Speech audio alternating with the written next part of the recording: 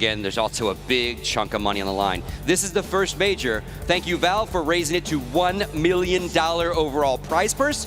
Love that. And that's a big jump. You have to keep in mind, the last 7 majors have only been $250,000 total prize purse. So this is a huge jump. So you can see right there, first place taking home $500,000. Second place, $150,000. You can see how the top 8 finished out below that. And then everybody else, the folks that didn't quite get in the stadium, still take home some money. They'll all take home $87.50. So again, everyone got paid, but again, big money, big trophy on the line, $1 million big prize purse. Big final for both these teams, like you said.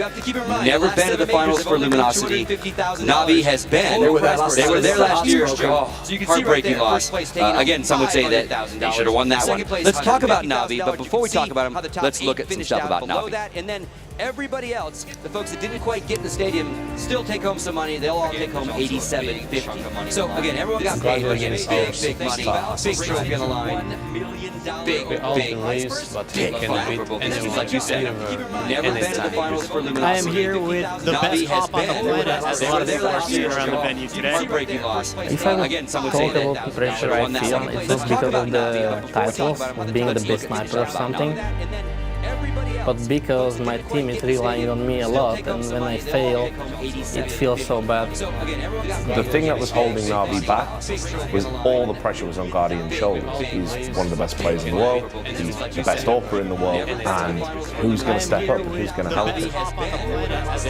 One player playing amazingly won't beat the best teams in the world in May. You play a major final, you're probably playing another team that's like a top 10 team in the world. Inside, Zipix goes, he has to make the play, and Guardian just turns around. Guardian is a really good sniper. Probably he's the best in the world, but sometimes he's missing. It's normal. It used to just be about, will Guardian get a pick? Can we find somebody out of position and then maybe exploit it? Now what they do is they just control the map. They take over a part of the map and they patiently wait.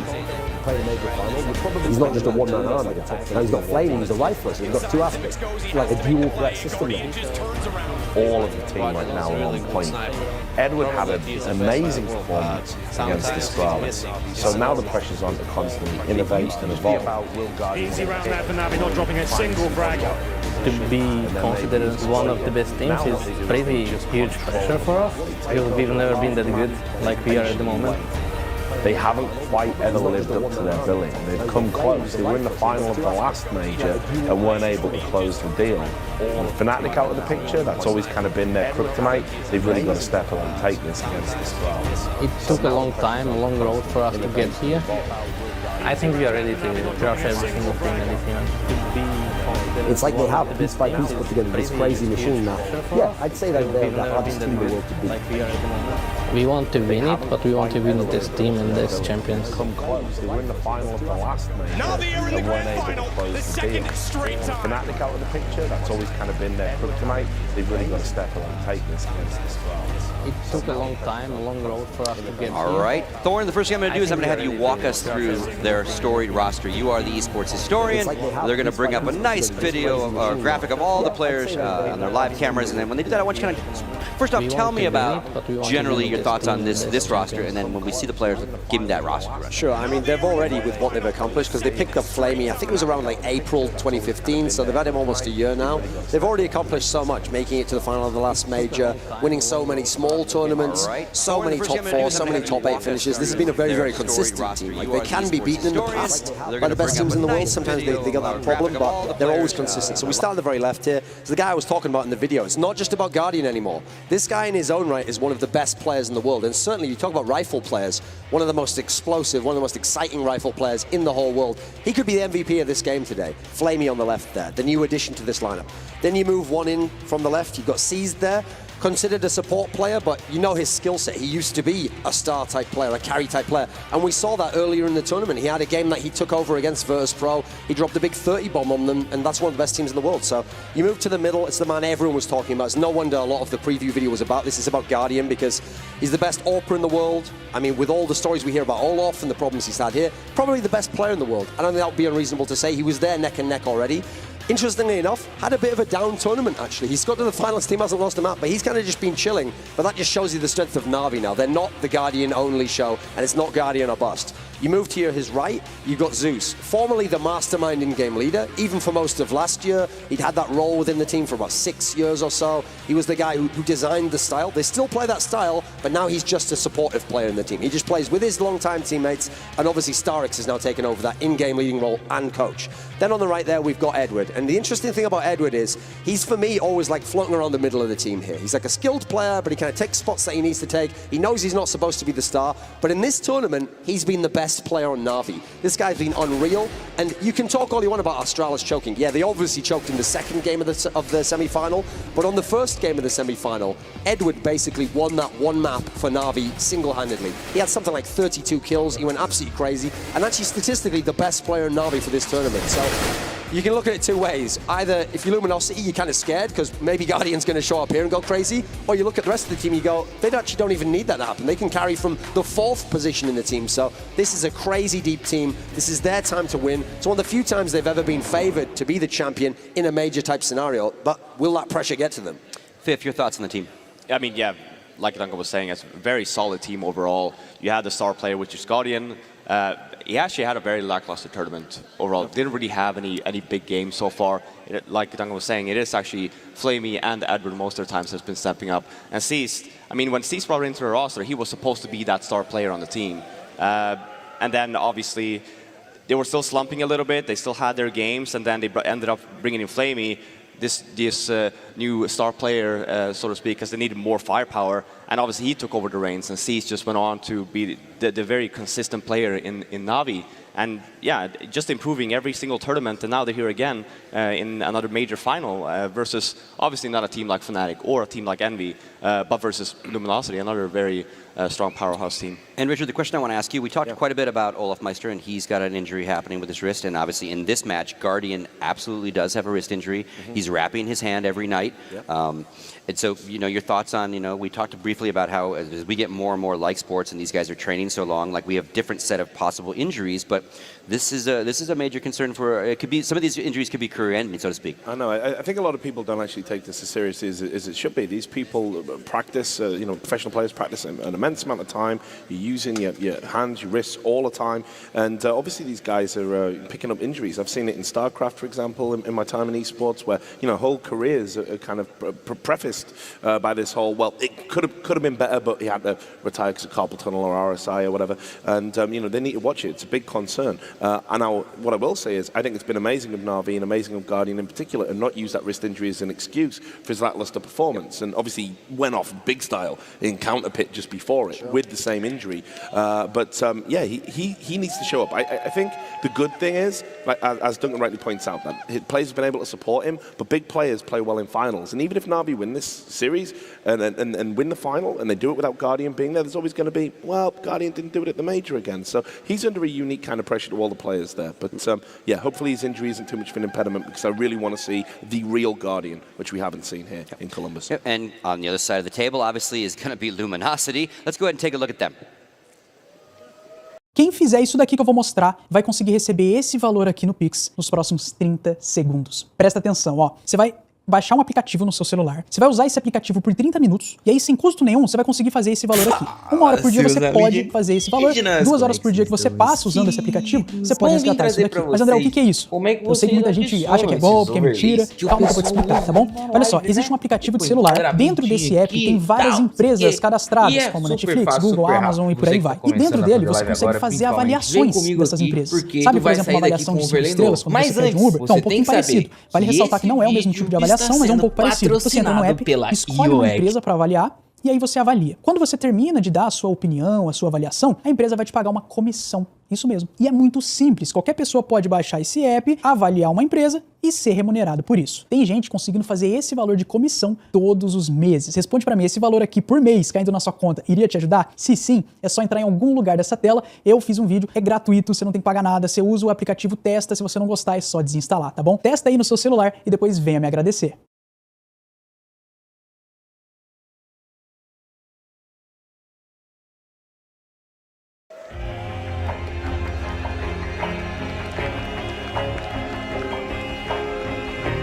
Luminosity is a team that essentially is like the brainchild of one person. It's this guy Fallen. Fallen basically is the godfather of Brazilian CS. He's someone who used to be a star player, and then because he saw there's not a lot of talent around me, and we don't have like a tactical aspect to the game, he actually dedicated himself to learning to be an in-game leader, which is a totally different role. He kind of actively scouted all of the players in the team. He built this band of brothers, and when it wasn't working, when Luminosity were kind of getting close to finals but falling just short, he made a very difficult decision to bring in new players. Gonna hit the ground there as Cold. Oh, what? A jumping double from Cold! What is going on right now? How does he do this? I think every single roster change we did had a reason. We have been amazing after tackling FNX and everything, and we had a very good performance, better performance after CodeZero joined us as well. CodeZero, what a find. This is a player that had been sort of talked about a lot before he made the move to Luminosity, but I don't think anyone was particularly sold on just how good he was going to be. He brings us the most crazy firepower we have in the team. Like CodeZero is insane. He's like a soldier. You send him to the war and he comes back like a hero. FNX brings a lot of experience. He's a guy that takes a lot of initiative, so it's good to have someone who takes his own choice in game. To be good takes dedication. What FNX has is extraordinary. Luminosity continues to lead the way in terms of strategy, so it's very unique because the best in-game leaders in the world in Counter-Strike have, throughout all of history, been from Europe. The idea that a South American guy could actually be the best tactician in the whole world is actually like revolutionary in itself. The fact that he is this kind of courageous and bold character when it comes to expressing his opinion, that passes over to his tactics. He watches demos all day, he breaks down all the teams, and then he says, do you know what, why don't we not just anti-strat them, why don't we try and innovate, why don't we try and do something new? I want this team to be remembered as not only getting there, it's how we got there. Everyone said we couldn't do it, everyone said we didn't have the talent. And we did it way different than everyone else in the world. And that's how I want us to be remembered. Winning this major would be everything we have ever worked for. We have been working so hard to get there, and I think it's going to be worthwhile for us, for everything we have done. It's going to be a dream coming true for us.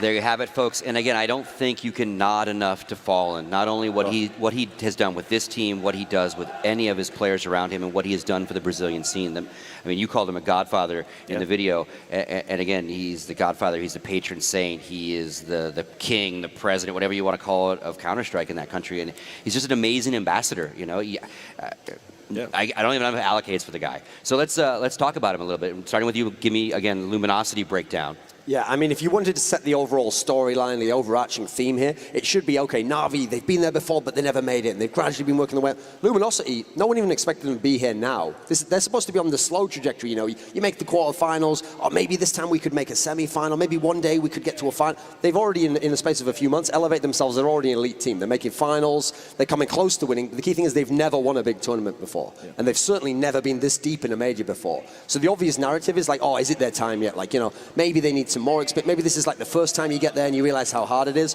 Well, the good thing about Counter-Strike is the game doesn't care about storylines and what's a satisfying way. If you're better than the opponent in the game, you get to win the title. So this team certainly has the tools to do so. They have this incredibly smart style. Now, that's what's also interesting about Luminosity is, can they actually, if they win the major here, it would be so satisfying in terms of the strength of that tactician that they're going against what many consider the other best tactical team in the world. So you'll essentially have to beat not only the person that was playing you so close, but someone else who's mastered your style. And then it's a battle of it's a chess match between the two brilliant tacticians, That's the way I think of Luminosity. It all does come down from Fallen. Now, yeah, no, you might have a brilliant chess player, but you've got to have the pieces as well. You've got to have this piece that can do this special thing. FNX can win the clutches, all that experience. You've got to have Fur, who's got that history as the entry fragger. You've got to obviously have Fallen himself. He's now taken over the AWPing role, and he's very good at getting those quick picks in that scenario. And then how can you not mention CodeZero? Not only was he sensational in the game yesterday, but this is a guy who's so consistent with his game. And he's got kind of an all-round game as well. And so you can see, he said in the video there, like every roster move they made, basically the success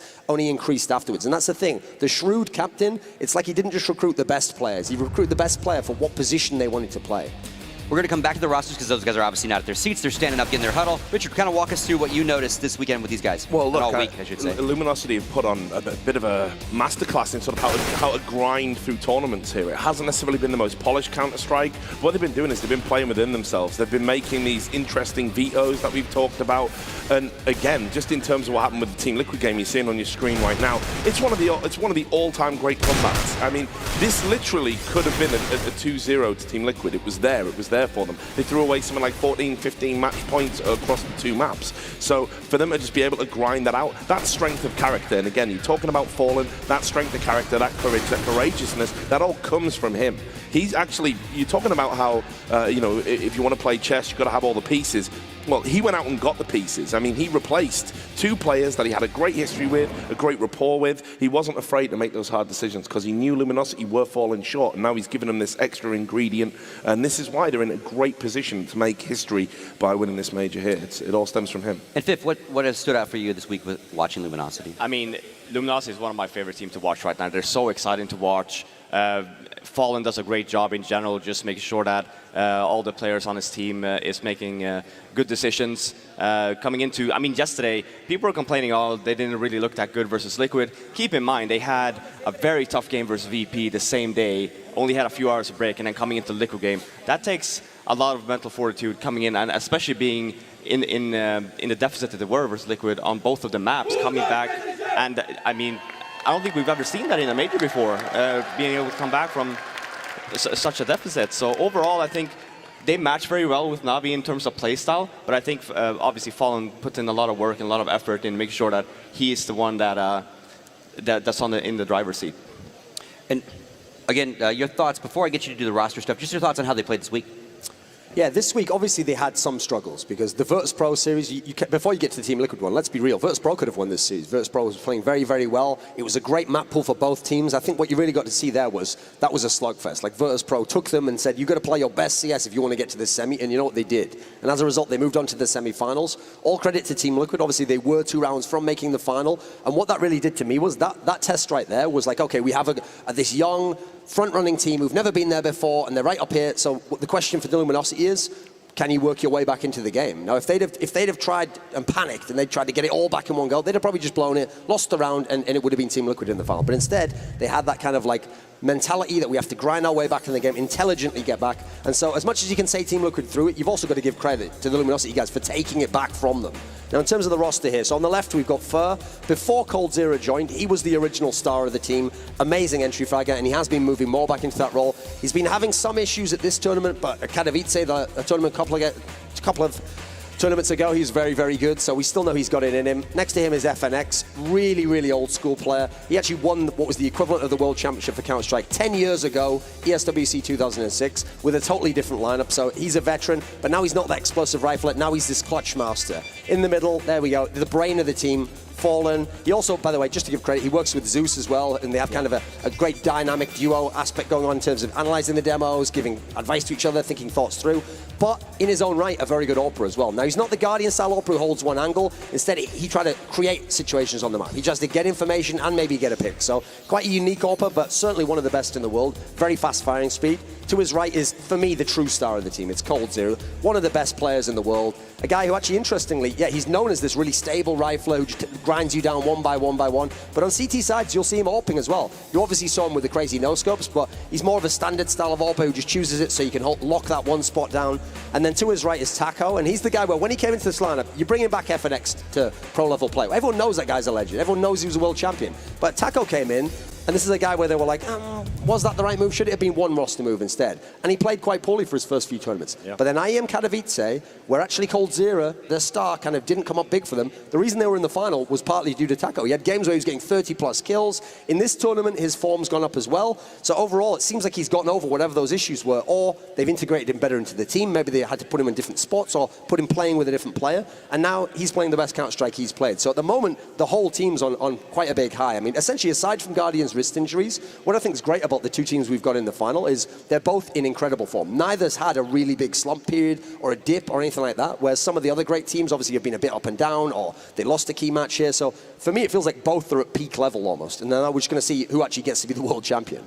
All right. Thank you, gentlemen. Before we finish and get into the picks and the bans and all that good stuff before the match starts, let's check in with our casters and see what they think of the matchup. This time, bringing you the grand finals. Of course, you can see them now. Anders, Moses, and Semler. Gentlemen, what do you think? Wow, well, Scott, I mean, this is going to be one for the history books, I think. One of the closest matchups possible, and I think for the first time in a long time, I'm just a little bit nervous actually going into this game. I don't know what to expect, but you guys covered almost everything. I do have a plan in mind, something that I've been thinking about for a long time, and I think this is the perfect place to do it. So I hope you guys in the crowd are ready and sort of want to follow up on this. You guys know when we're in a 1v2, 1v3, anything like that or above, we call that a clutch situation. I want you guys to chant with me. Just go clutch and clap your hands quick, and we can see if we can get that chant going when we're in a really tight situation. So please, come on, follow with me. Clutch, clutch, clutch, clutch, clutch, clutch, clutch, clutch, clutch, clutch. Yeah, all right. Remember that. Remember that when we get into one of those tight situations. And we'll see if we can get that rolling. Semler, you had one point you wanted to finish off with. Well, no. At the end, Taco did get some attention on the desk, and I felt like it was a little unjust that he wasn't getting as much attention as the rest of the team because his level across the board has definitely come up. You know, I heard a lot of talk about 4 of the players, but we have to make sure that, you know, Taco gets mentioned because he has definitely come to be one of the key players for this team to really be able to hit this level. He's dropping 30 bombs all over the place. We saw it against Liquid. He had huge rounds last night to put them here into this finals. And so, you know, just wanted to make sure Taco, getting his love. Moses, any last thoughts on this matchup before we start? Just hyped up for this crowd. It's been fantastic all week and weekend. Expect much of the same here tonight. Well, there it is. And we're going to throw it back to the analyst desk to get the final wrap-up before we head into this fantastic game. Don't body me. Don't body me. Thank you very much, gentlemen. Anders, you are a brave man. I tried to talk to the crowd last night. It didn't work out so well for me, so I'm very glad that you tried it again. So I was half expecting Moses to pick Team Liquid was going to win or something. We had to get a little banter in. All right, so our last talking point is a big one. And Richard, you're going to kind of steer us through this one. Yeah. These guys have met 11 times, 11 maps so far, and it couldn't be closer. Walk us through how tight these two teams play each other. This is why it's one of the great rivalries. So stylistically, they're very similar in that they have this slow, tactical, methodical approach, but they've got explosive players to augment that. But they've played 11 maps. Na'Vi have 5. Luminosity have 6. Now, the really interesting stat is that they've played 332 rounds in total, and they've got 166 each. So it's right down the middle. You know, you cannot separate these two teams.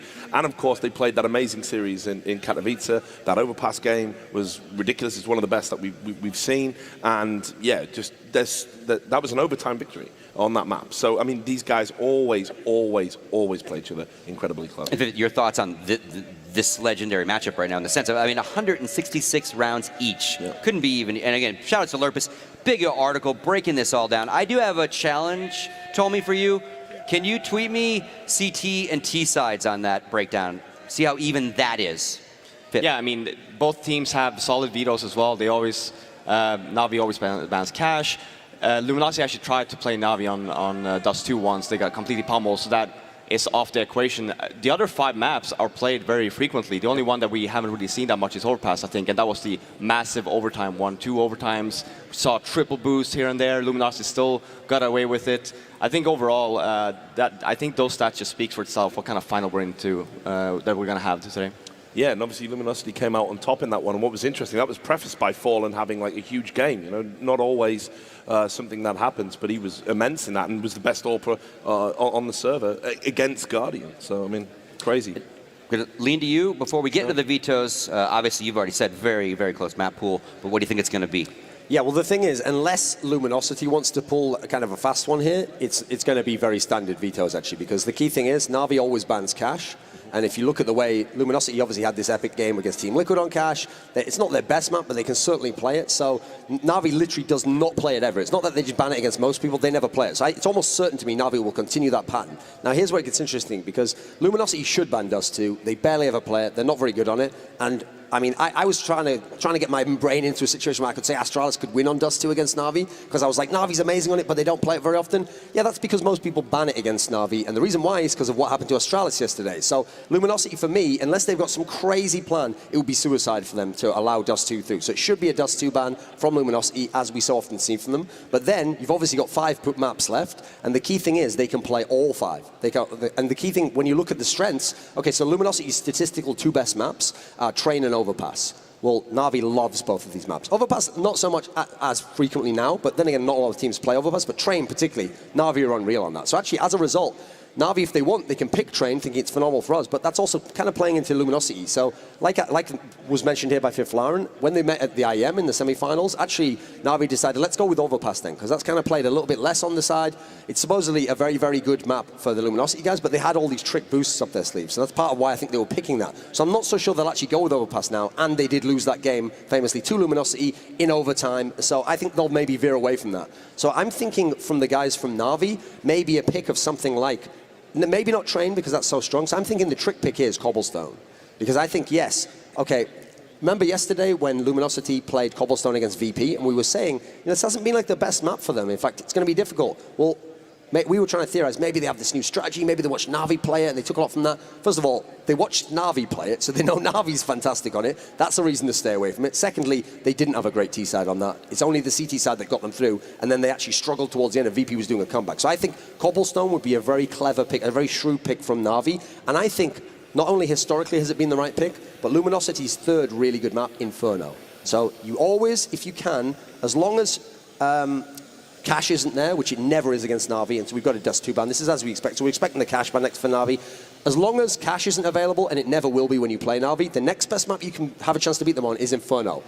Astralis almost beat Na'Vi on Inferno yesterday. It took Edwards' 30-plus kill game to get a 16-14 win, and Na'Vi was 14-14 with a quasi-bye on the T side and was looking to lose that game. So I think in the past it's been a good pick. I think it's an intelligent pick for them right now, and I think, there we go, the Cash ban as expected. So now, with the way it's going at the moment, presumably Luminosity picks first, so we're actually going to find out. They go with Mirage. So that's interesting because you would think to yourself, Na'Vi is one of the best teams of all time on Mirage. They are so fantastic. Now, Luminosity, this is what they made their name on. This is where they first got really good in Counter-Strike, was they were actually Mirage specialists. Now, admittedly, that was back when 2 of the same players played on the team. They've brought in different people since then, but they've never given up that Mirage. Now, the reason why I think it's bold, though, is because you have to remember, Mirage was the game they played against Team Liquid yesterday, so the demos that you're going to watch anyway if you're Na'Vi, or maybe we're watching live in person, are going to be the games against Team Liquid, and so they played that one, and that was where they had struggles. They were facing map point on that one, and if it wasn't for some amazing CT plays, they would have been they would have been onto a third map. So actually, Na'Vi goes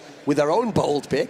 They say, didn't work last time, you know, it's going to work this time. We're going to go with Overpass, even though you beat us on it at IEM, because, I mean, Na'Vi have always been good on this map. Ever since it was released, they were one of the teams who hunkered down and got into it. For me, the dream map now, for the third, would be Train, because then you've got a map that both teams are really strong on, both teams can certainly win, and then if you got to that third map, you don't want it to be like Inferno comes out, and Na'Vi historically has had failures on that, and then Luminosity's favoured. I like it to be what all 3 maps... If it's Inferno here, Na'Vi are going to be... They're going to tilt a little bit. They're going to tilt a little bit. But the good news is they can obviously still think we're good enough to... Train! There we go. Train it is. Now, it's no exaggeration to say that all 3 of these maps are good maps for both teams. In fact, both teams are some of the best in the world on all 3 maps. So as a result, this could be 2-0, this could be 2-1, this could be 2-0 and 2-1 for any of these teams. So I think right now, when you get a map pool like that, you can't just go on the maps and go, historically this happens. I think you really have to go on stuff like, how do you feel the form of players is coming in the tournament? Who's playing well right now? What players do you need to be on fire on a certain map to get a win? So you got your work cut out for you here, boys. This is actually an insane best of 3. Just the Na'Vi pick of Overpass, I was also ballsy, expecting right? It's very ballsy, and the Mirage pick as well is extremely ballsy. And I think, like Duncan was saying, it could go either way here. It could be a 2-0 for either team, or possibly even a 2-1 to either team. It's like so close on all 3 maps here, and this is exciting. Yeah, well, I'm really psyched to see Mirage in there because, you know, Na'Vi is so good on that map, but of course the catalyst to it being good on that map are 2 things. Obviously Guardian in that mid with the ult, but also Seized on that B-bomb site. You know, B put up ridiculous numbers last time they played it at this tournament, and of course Luminosity picking it Well, you struggled a little bit against Team Liquid of all things, and of course, they've got the benefit of hindsight, having watched that game, having a demo, so they've got stuff prepared for the final here. So ballsy doesn't do it justice. I just wonder if there's some sort of mad psychological metagame going on here with these picks in the final. Here's what I think's happened here, and this is what I love about this for a final, is if it's a normal tournament and you're just trying to like just beat that guy and you don't think about the stage and the circumstances you're playing in, you might do what I said. You might pick, like Luminosity, pick Inferno. It's not our best map, but we know it's the weak map for Na'Vi.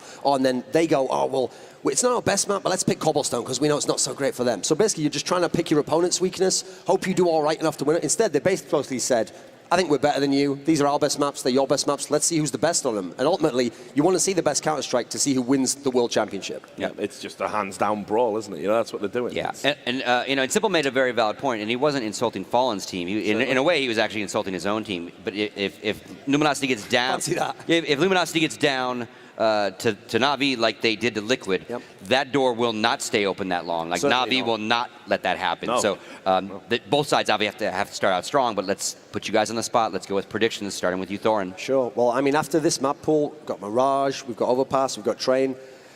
In this one, just because they're so tight as maps, I think it's very difficult to say 2-0, because even if, say, the first map, say Luminosity's pick went shockingly to Na'Vi, they can certainly come back on the second map. It's going to be very hard to maintain the focus, so I won't do the 2-0 pick. I'm going to say 2-1 to Na'Vi. I hope it goes to Train. I think it should be fantastic. I think Na'Vi in this scenario is actually going to be the one who... I'm actually going to say they're going to reverse picks. I'm going to say Na'Vi wins Mirage. I'm going to say Luminosity gets Overpass, and we go to Train and Na'Vi takes Train, because they are the best Train T-side team I've ever seen on this version of the map, and that's exactly what you want going in a final, where you've got the standard CT side, and you're monsters on Train T.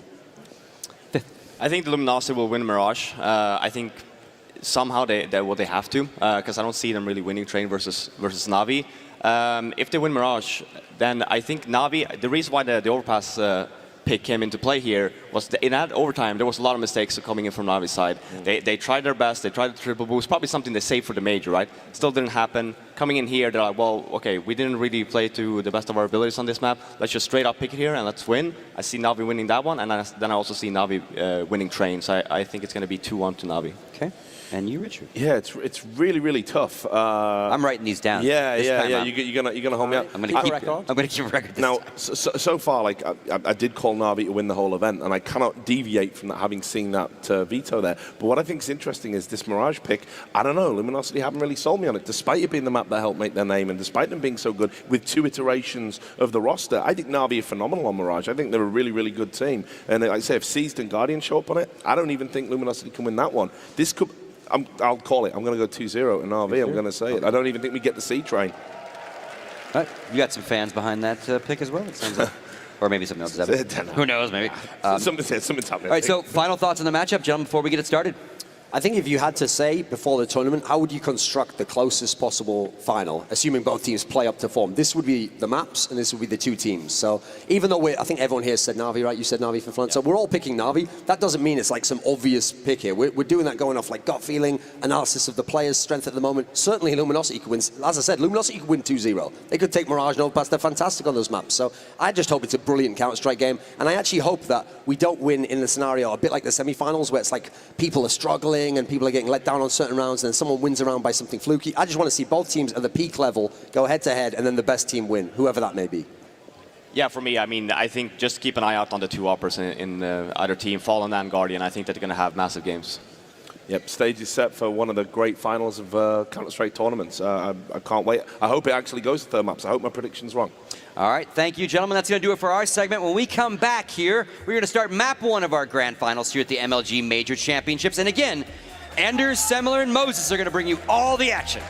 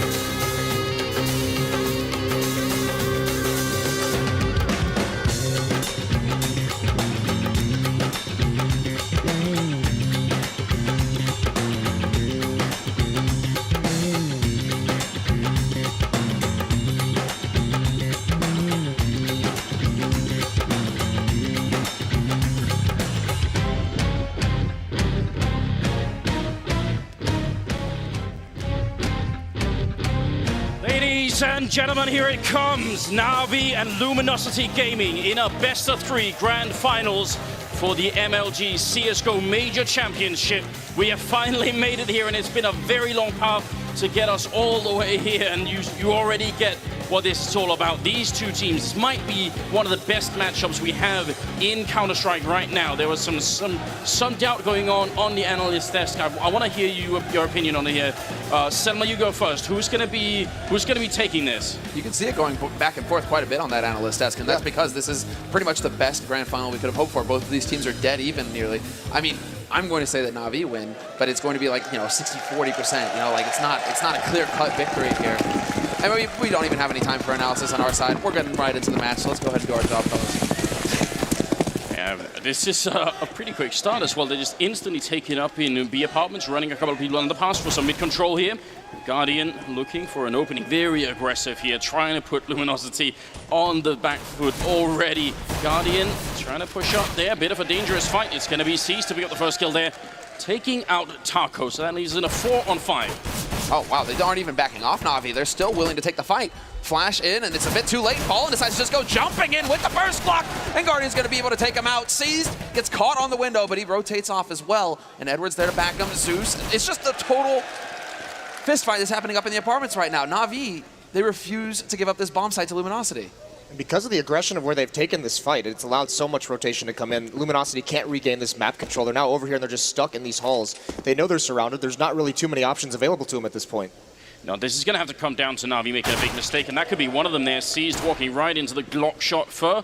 Going to be able to pick up a second kill of the round for himself. FNX is the only, there's got to be the candidate here. He's also very good in the clutch, so we've got to see if he can actually make this work. He's got the Glock surely, but they only have one flashbang to set this up with. And first in the back line here, going to be popped on over, and it actually works quite well on Zeus, at least forces him back a bit. Now just 28 seconds left, and Edward looking for a bit of a click for, picking up a third kill. This is somehow slipping out of Na'Vi's hand, even though they were in a fantastic position. But there is still an HE grenade on Edward. It's going to go wider for, he's still alive here. FNX doing more. Fur landing a quad kill. He's finally going to be going down, and now FNX, he's got all the chance of the world here, trying to see if he can fight it, or Flamey coming through. Double kill for him, saves the round for Na'Vi. Such a sick play by Luminosity to even get into the bomb site. I mean, they do punish Seized on that push, but because of the aggression of Na'Vi, they couldn't really fall back. They don't know if anyone's flanking them. They were just kind of trapped in those halls, but they still make it work, taking those fights. And that bomb plan is almost, I mean, almost winning that round, but that bomb plan is just huge. That's exactly what they could have done in that situation. Luminosity just did a very good job of slowing down the game. Na'Vi, they had all the momentum going their way. They had control of the situation. Had they just kind of committed to it for an FNX, they would have run into a fired up Na'Vi ready to hit the shots. The fact that they ran down that clock so much allowed for Na'Vi to cool off, and then Fur obviously just goes ham in the clock. I mean, he actually manages to make it possible for it to be that 1v1. So huge play from Fur to start things off already. But Na'Vi, as you guys can see, nearly full rifles across the board. They aren't even cheating too much with the SMGs. It's only Edward going for one. I'm wondering if Na'Vi didn't have a conversation before this game started saying, let's come out, just swinging. Let's make sure that we're super aggressive. And maybe that's why Seized thought, I'm going to keep going because this was our game plan, just keep pushing on, keep putting on the pressure. And it did almost cost them here. But this time Na'Vi not having any issues cleaning up against this this pistol round. Yeah, they're doing a fine job. Yeah, they did kind of seem like they, even yesterday in the semis against Astralis, they seemed like they had this mindset where it's like they're known as the much more slow-paced, calculated team, letting the clock wind down before they make their move. But against Astralis, and even here, this early aggression, maybe believing that it's going to try and catch some of their opponents off guard by just getting hyper-aggressive in the early portions of these rounds. Yeah, both of these teams are known for their slow pace, their tactical approach to the game. It's not so much rush out of them. It's much more about map control and then executing a clean strat once they figured out where they want to go. But the chant has begun, and it's the first buy round coming in here for Luminosity. Fallen, he had just enough money for that AWP with the Kevlar to go with it. 4 rifles picked up, very light on the nades, and Flamey, he's actually going to get the dunk shot in. Guardian gets tagged down at 22. And it's just tit for tat so far. They're so low on Na'Vi. If Luminosity can catch Flamey or Guardian out of position, this could go their way still. Mid-control now for Luminosity, but they are down a player. But look at all the damage that's been done on Flamey and Guardian. They can get back into this very, very easily, but while these smokes are up, there's not too much visibility. They don't have a lot of intel, so they've got to just bide this out for a little bit longer. Still plenty of time on the clock. Fallen looking to punish a mistake. Oh yeah, and Edward, he's thinking about it. Edward, he's got in his head that he might want to go for that shoulder peek, but he decides, no, we don't actually have any eyes on mid. And it is a pretty high percentage of the time that Fallen, he likes to camp there and just sit and wait for somebody to peek. And also, Luminosity don't have any grenades. If they had a smoke for window here, maybe they could actually force that peek just by putting up the smoke, because then Edward would have sort of had to have gone and looked. But all they have is a single Molotov here, so there it is. Now he's finally walked past, which is really poor timing for Luminosity. Edward in a good position here, but coldzera, that's a peek with a Galil as well. He's going to win the next fight, taking out Flamey, and he's very good on this map. So right now, Na'Vi, they've got to be worried, even though it's a 2-on-3, seized in the back line by the benches here, and the bomb is still making its way over there. There's 35 seconds, so if they wanted to rotate back, they definitely could. Fer going to be going down, all on coldzera. You can see the patience of Cold, though, too, just trying to cut off rotations, and now he's in such a tough spot. Yeah, and Zeus just heard the step. Zeus heard that landing, and so he was close enough. We already see a little bit of a rotation coming out from Na'Vi, but Cole's going to win the first duel straight up. Tries to get back out into the window. 15 seconds left. This isn't a whole lot of time. He doesn't have much room for error here. And the chant begins. Can he get it? No. Guardian 10 seconds. Has everything going for him, basically, coming out onto short like that. There just wasn't enough time for Cole to maneuver. I mean, you nailed it. No nades to work with whatsoever in that round. So the early buy on that third round, despite having the money with it for the AWP, not able to get anything done with it. You can see how patient they're trying to play it. Just allow one duel to be one over that B bomb site, and then Cold's position gets so much better in that window room on Catwalk, trying to cut off rotations, trying to see if we can get one more pick before they could commit. But without nades, they're in such a tough spot to find that opening kill. The money for Na'Vi not quite looking good enough yet to take any kind of losses, and Luminosity, I mean, maybe they could have gone for like Tech 9 force up here, just trying to see if they could just shut him out early. Seems like they, on the other hand, are playing a slightly more safer game. They're just buying a little bit here, but not too much, and Seas is going to spot the first engagement here, and they're actually trying to run up behind. He's reloading. They're getting very close right now. He has to fall off the ledge, and they're just raining down on the bomb site. Way too many people coming in. Edward going to pick up the one kill, but it should be a bomb plant. And with Fer getting that shot on Edward, Na'Vi have got to be worried. This should be an easy cleanup round for them, and suddenly it's gone south already, and Luminosity, they're dug into this bomb site here. This after plant, Na'Vi, they're a man down, trying to see if they can make their way in. So many angles. He got down to coldzera. Flamey and Guardian finally with some return kills, and Flamey with the SMG. Oh, he's doing so much work. It's going to be the triple kill. Flamey saving them, just like in the pistol round. That puts him at a 10-0-1 scoreline. But another sick round from Luminosity, doing so much with so little. Just a couple flashbangs completely catch out that B defense. Plant 3 kills. You mentioned it before the round started. The money does not look great for Na'Vi. They're still after this buy. They're going to be fine with what they can have in this round, but their money is going to be a little bit low.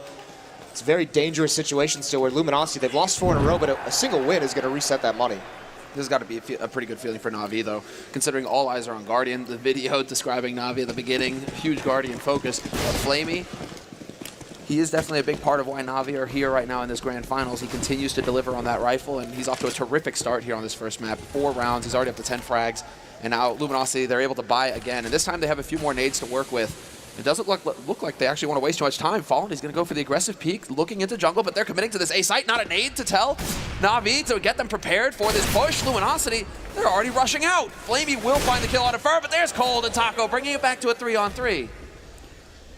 Still no bomb plant. FNX is putting it down. There's not even a smoke for CT spawns. That's a massive risk to take, but it works out. So's putting 3 people out of apartments without any grenades, but that worked as well. And with Cold actually still lurking in middle, this is going to be a very tough retake for Na'Vi. C's going to get a good kill in there. Fallen up in the apartments, and now that Cold has gone down, he has a bit of an issue here. They do not have, and that misses the grenade. They still get the kill. Zeus to pick up a triple. With that missed Molotov, that could have gone horribly wrong. So many kills going out, and this is Luminosity. They've had 3 plants in these first 5 rounds, and they can't win any of the post plants. You can see Fallen, that missed Molotov, he's almost so excited to see it because he wants to peek. He knows he has the chance there, but Zeus with a very, very quick shot. So 5-0 quickly for the defense on the Na'Vi Se você side. não pular esse vídeo, eu vou depositar esse valor aqui. For Na'Vi, so the fact that he can hit the shots like that, it's huge.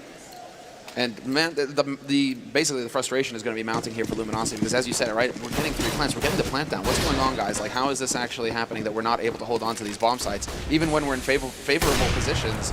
Na'Vi keep finding a way to win out. Well, Guardian once again in window, but I love it. This is a 6-strat coming out. They're just covering all short with smokes. Unfortunately for them, Edward, he's in his favorite spot. He's just sitting on the other side, not a flash to, well, basically hinder him at all.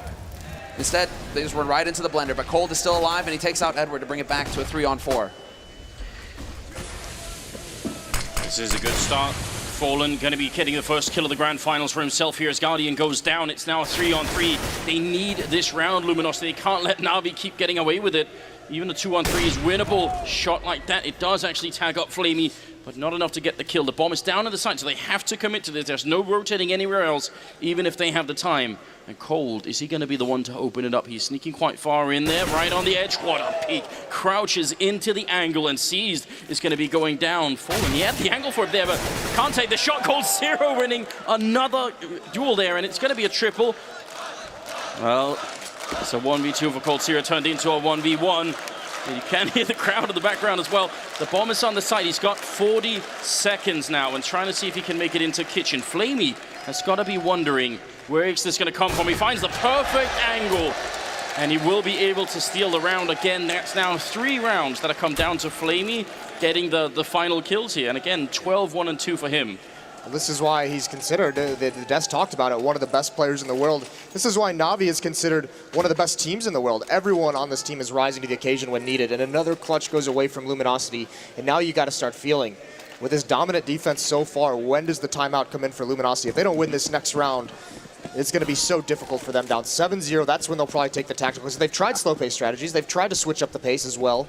Nothing's worked so far. Yeah, if they don't get a plant here, I think there has to be a fail-safe where if you're up 7-0, you have to call for the timeout. Very quick change of pace coming in here for Luminosity, making their way onto the A site, not wasting any time, not waiting for the smoke to clear on Pit, but it is going to be Edward to find the first kill, and it's Cold already down here for Luminosity, so now it's up to Fur, it's up to FNX. They need to step up to make the difference. Flamey will still take one with them. Zeus chimes in, but somehow it's still a 3-on-2. They're cutting it very close. With his dominant defense so far, when does the timeout come in for Luminosity? If they don't win this next round, for a lot longer, because again, they didn't have any grenades going to the bomb site. Now it's the afterplant again, and now they've been winning every single one so far. Could they do it a 7th time here? C is going to be picking up and taking out Fallen, just spraying with that M4A1, and FNX in the corner. He's out in the open here. He still wins the fight, goes for the peek. He knows Edward's there. He sprays, and there it is. He gets the triple kill, and Luminosity are in the grand finals. Finally, it's going to be 6-1. Showing a little bit of sign of life here. Yeah, and who more fitting to win that round than FNX? A player who doesn't always have the numbers of Cold, of Fur, of Taco recently, but he's possibly one of the biggest impact players they have. The amount of times this guy can just get the crucial kills in rounds and turn everything around, it's crazy. So, I mean, you expect nothing less out of him in that situation. Yeah, every team has that kind of player that with that quality. Crims for Fnatic, you know, Rain for FaZe, FNX. He always comes through in the clutch, it seems, for Luminosity, but this time Na'Vi are the ones changing up the pace, and they're going to go aggressive in Palace. 1-for-1 trade as Edward peeks into Pit. He takes out Fur, but he gets dropped down to 12 HP. Cold down on 20, and it's seized instead to find Taco, and that was up in B Apartments. So now Luminosity, they're at a bit of a loss as to what to do here. It says a lot about this half so far for Luminosity that after 6 rounds, Na'Vi has a scout. They're already basically out of nades. They have 1 more flashbang on Zeus. Guardian's grabbing a lot of information in the middle right now, and he's going to spawn out Fallen in the open. Takes the duel, but can't win it initially, and eventually that's FNX again. With a huge kill, and Fallen, a second one. That was a sick frag from Fallen. Brings it back. And now they have the man advantage. Luminosity going on to the A side. It looks like Cold, he's been hanging around in Palace this entire time. He's got eyes on it. And Edward, if he comes through jungle, Cole's going to have the angle on him, so this could get a little dicey here for Na'Vi. They just needed 1 bullet on Fallen, and that would have been it. They would have had a great position to be in there. This crowd is definitely fantastic today. Seized and Edward here, and Edward on very low HP. 40 seconds. They have 1 Molotov, so they can sort of force him back a bit, but they don't have the full smoke coverage, and that will definitely make a difference here as Luminosity head onto the A bomb site. And surely now, Na'Vi, they must have heard it. Seized getting into position just with the scout, which you're pointing out here. Edward going to be traded quickly now. Both the Luminosity members low on health, but he misses the first shot. Tech 9 up. He's going to get Cold Zero, and now it's a 1-on-1. With just 17 seconds, and people are getting the chant going. Fallen, he has to pick up the bomb. He's got 10 seconds. He can't play this game for too much longer. Otherwise, Seized is going to be able to run up close, pick up the bomb, and just get the kill. Jumping once with the scout. That's going to be enough. He's behind the boxes. Seized. Is he going to risk it? He gets closer instead. 1 second to get that plant, and now Seized. A bullet for either player is all that's going to make the difference here. Fallen hiding behind the boxes. They need that second round. Luminosity is going to reset them, and there it is. The captain of the Brazilian team picking up a 2nd kill for himself, and that'll make it 6-2. Playing such a dangerous game, and actually Luminosity that round, late in the late stages of that round, they play it so smart. Fallen incredibly low is the first one to come up A ramp. He's there If he gets hit by any bullet, he dies, but that'll at least get the information over to his teammates of where they need to peek from Palace for. He doesn't end up falling, and he wins the round. So close. He played that so patiently with only a few seconds left on that plant. I'm really hoping for C's to make the mistake there. But again, Fallen, there's also another saying, which is that Fallen always comes through for Luminosity when they're down, and it's a big round. So you have FNX with the clutch. Nice little pop flash here. Fer completely caught off guard. Edward will find the kill eventually, but he's not expecting FNX to be there. So they do bring it back. Fallen takes out Guardian. That was on short, and now they actually have control of the situation. Although Taco, he's lurking in Palace. He's going to see this double push. He's not going to spot the second man, however. Flamey, he's going to be able to pick up an AK, and now Flamey with an AK, we know how dangerous he can be. Yeah, that's never a weapon you want to be able to give up. At least he has no armor. Very susceptible to aim punch, but meanwhile, Luminosity's going around towards the other bomb site. They're going over towards B, and now Cold spotted out C's and windows, so they have the intel on where the last two players are for Na'Vi. Luminosity, this should be a pretty clean win from here. The question is Flamey going to keep this AK-47, or is he going to try and do something with it? And right now he's just playing passively at the A bomb site, so just going to try and hold this weapon into the next round. Yeah, absolutely. He's only sitting on $2,000 right now. I mean, granted, they're going to go on their third loss round in a row, so they will be getting a decent amount of money, Na'Vi, but if he can hold on to the AK, that would be perfect, especially considering he's hitting so many shots right now, Flamey. That one-shot headshot potential could make the difference here for Na'Vi to get control back in this first half. It was good communication as well, because you were pointing out they spotted the seat in the window there, and FNX actually rotating into kitchen to catch him coming in, so yeah, there's a save chant going on as well, definitely. I mean, why not? Just, we got the more the better right now. We've got a stadium full of people. There really are not many seats left here. And Flamey, he has been playing out of his mind. I mean, does it worry you at all that we've got Flamey at 14 kills and then Guardian at 5? I mean, what happens if Guardian also sort of just, you know, peaks back to his own level? They're already getting a bunch of rounds here, Na'Vi, and then if Guardian shows up, that's got to be a bit scary. Yeah, I mean, anytime Guardian gets into that mode, anytime he shows up, it's a really scary situation for the opponent. But with Flamey as well, this is why they're just so dangerous at the moment. What does this buy? Out of Na'Vi? Yeah. They're going for it. This is very risky. They don't have a lot of utility behind it either. No, and two of them don't have Kevlar. Hey, this is really a big play here. Flamey peeked out, but he had that nade into Palace that slowed Taco down just enough to make that safe. Guardian's now got the angle, though, and Taco, he's just trying to get a maximum amount of information. He knows now, okay, Guardian's got the angle on me, just heard the op shot. And so we have a general idea of where Guardian's playing from right now, but Fer is getting into position. Look at how this mid-control for Luminosity is so much more successful when they have the nades they need to utilize it. We saw it earlier in the half when they didn't have much smokes or Molotovs or flashbangs. Now it works perfectly for them. Now we're going to make the play, it seems, into connector here. Edward might get caught off guard, and yes, Fer, instant headshot from him. Little does he know, however, Flamey's holding close, and if he overextends, exactly, that can happen. Guardian holding from CT with that AWP, lands the shot, does not miss the opportunity. And now with a minute left on this clock, Luminosity, they're in a 4-on-4. They still have some utility, however, they still have some nades to work with, so if they do choose to go for the execute, it is still possible. That's so smart from Cold. Breaks the vent to force Zeus into a peek, but Zeus wins the battle anyways, so it doesn't work out for him. Just a 2-on-4 left. Na'Vi getting back into this round in a really big way. Letting Fer that far up into connector can be really dangerous. That's such a central part of the map.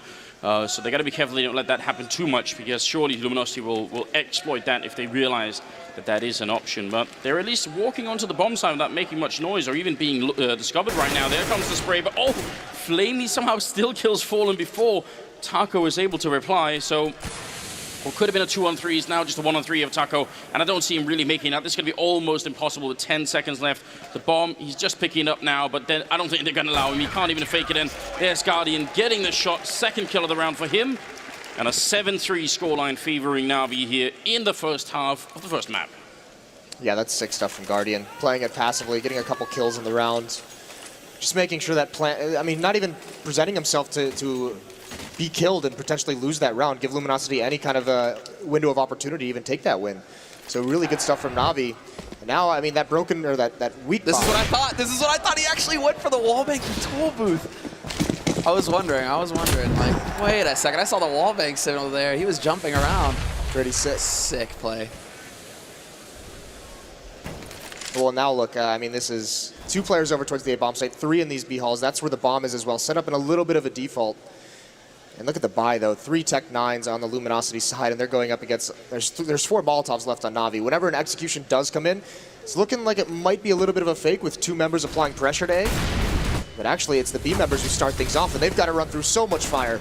They've got the bomb there as well, but they're actually just, to me, it's Taco. He's sacking himself, basically. He's trying to make as much noise over here as possible, and it has forced the rotation out of Na'Vi, but Guardian still going to be able to pick off FNX, and he realizes now the game is up. They lose a man in mid. The bomb is still making its way up through Connector, and Taco trying to have an impact, and he is going to get the flank. Picks up one, and that opens it up for Fallen to come in for the second and the third.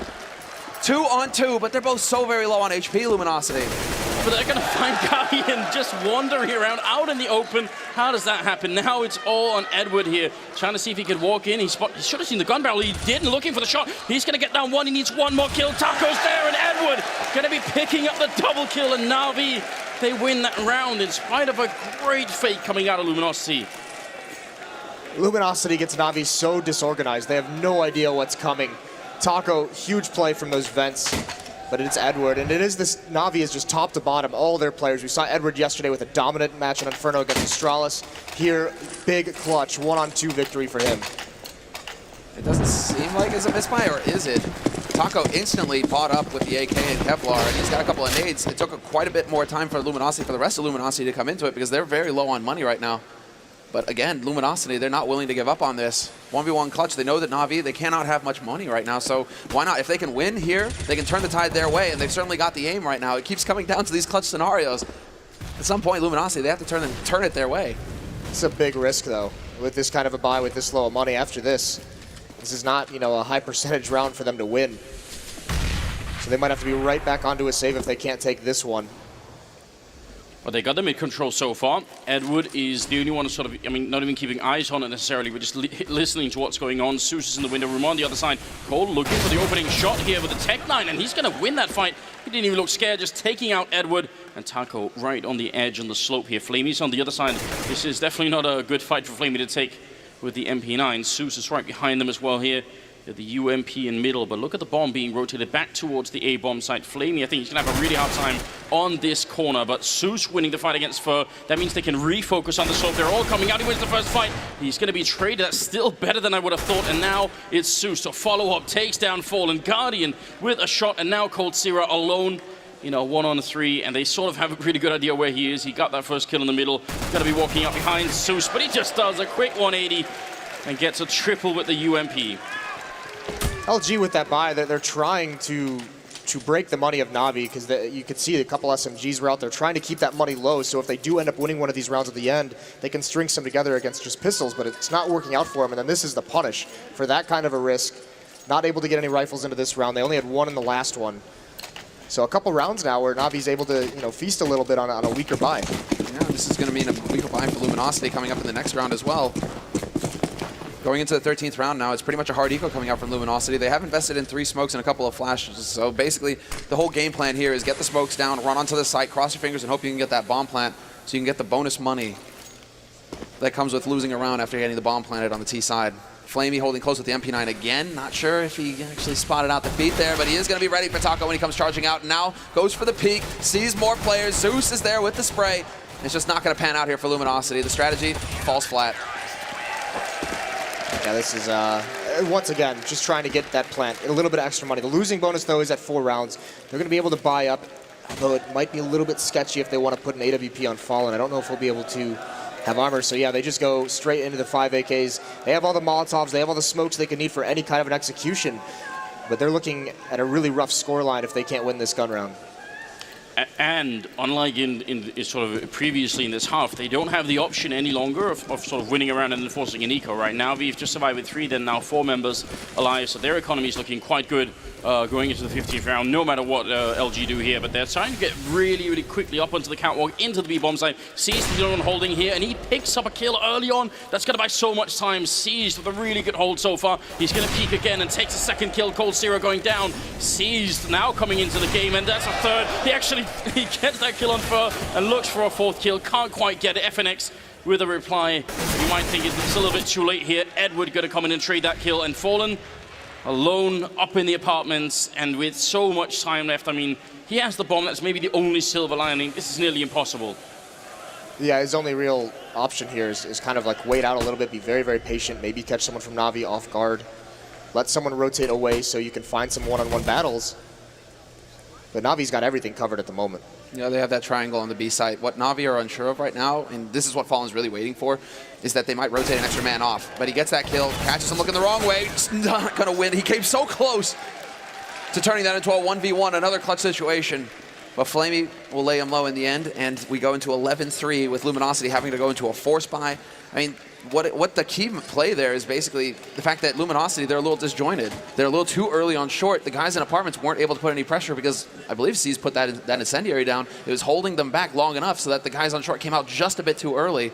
C's able to fall back onto the site without any punishment. That's not, you cannot allow that if you're Luminosity. Yeah, his mobility was so good, and there was so much utility. There were so many nades on Luminosity, but C's wasn't pressured by anything. Wasn't blind, didn't have any smokes in front of him, able to get a couple free kills from range. And now look, now they have to go against the auto sniper on Zeus. I mean, if you look at the setup of that last round, it looked like it was going to be great, but Zeus going to be going down early on here. That was Galil from Fallen taking the entry frag. They need this fourth round desperately. Luminosity are very far behind in this map.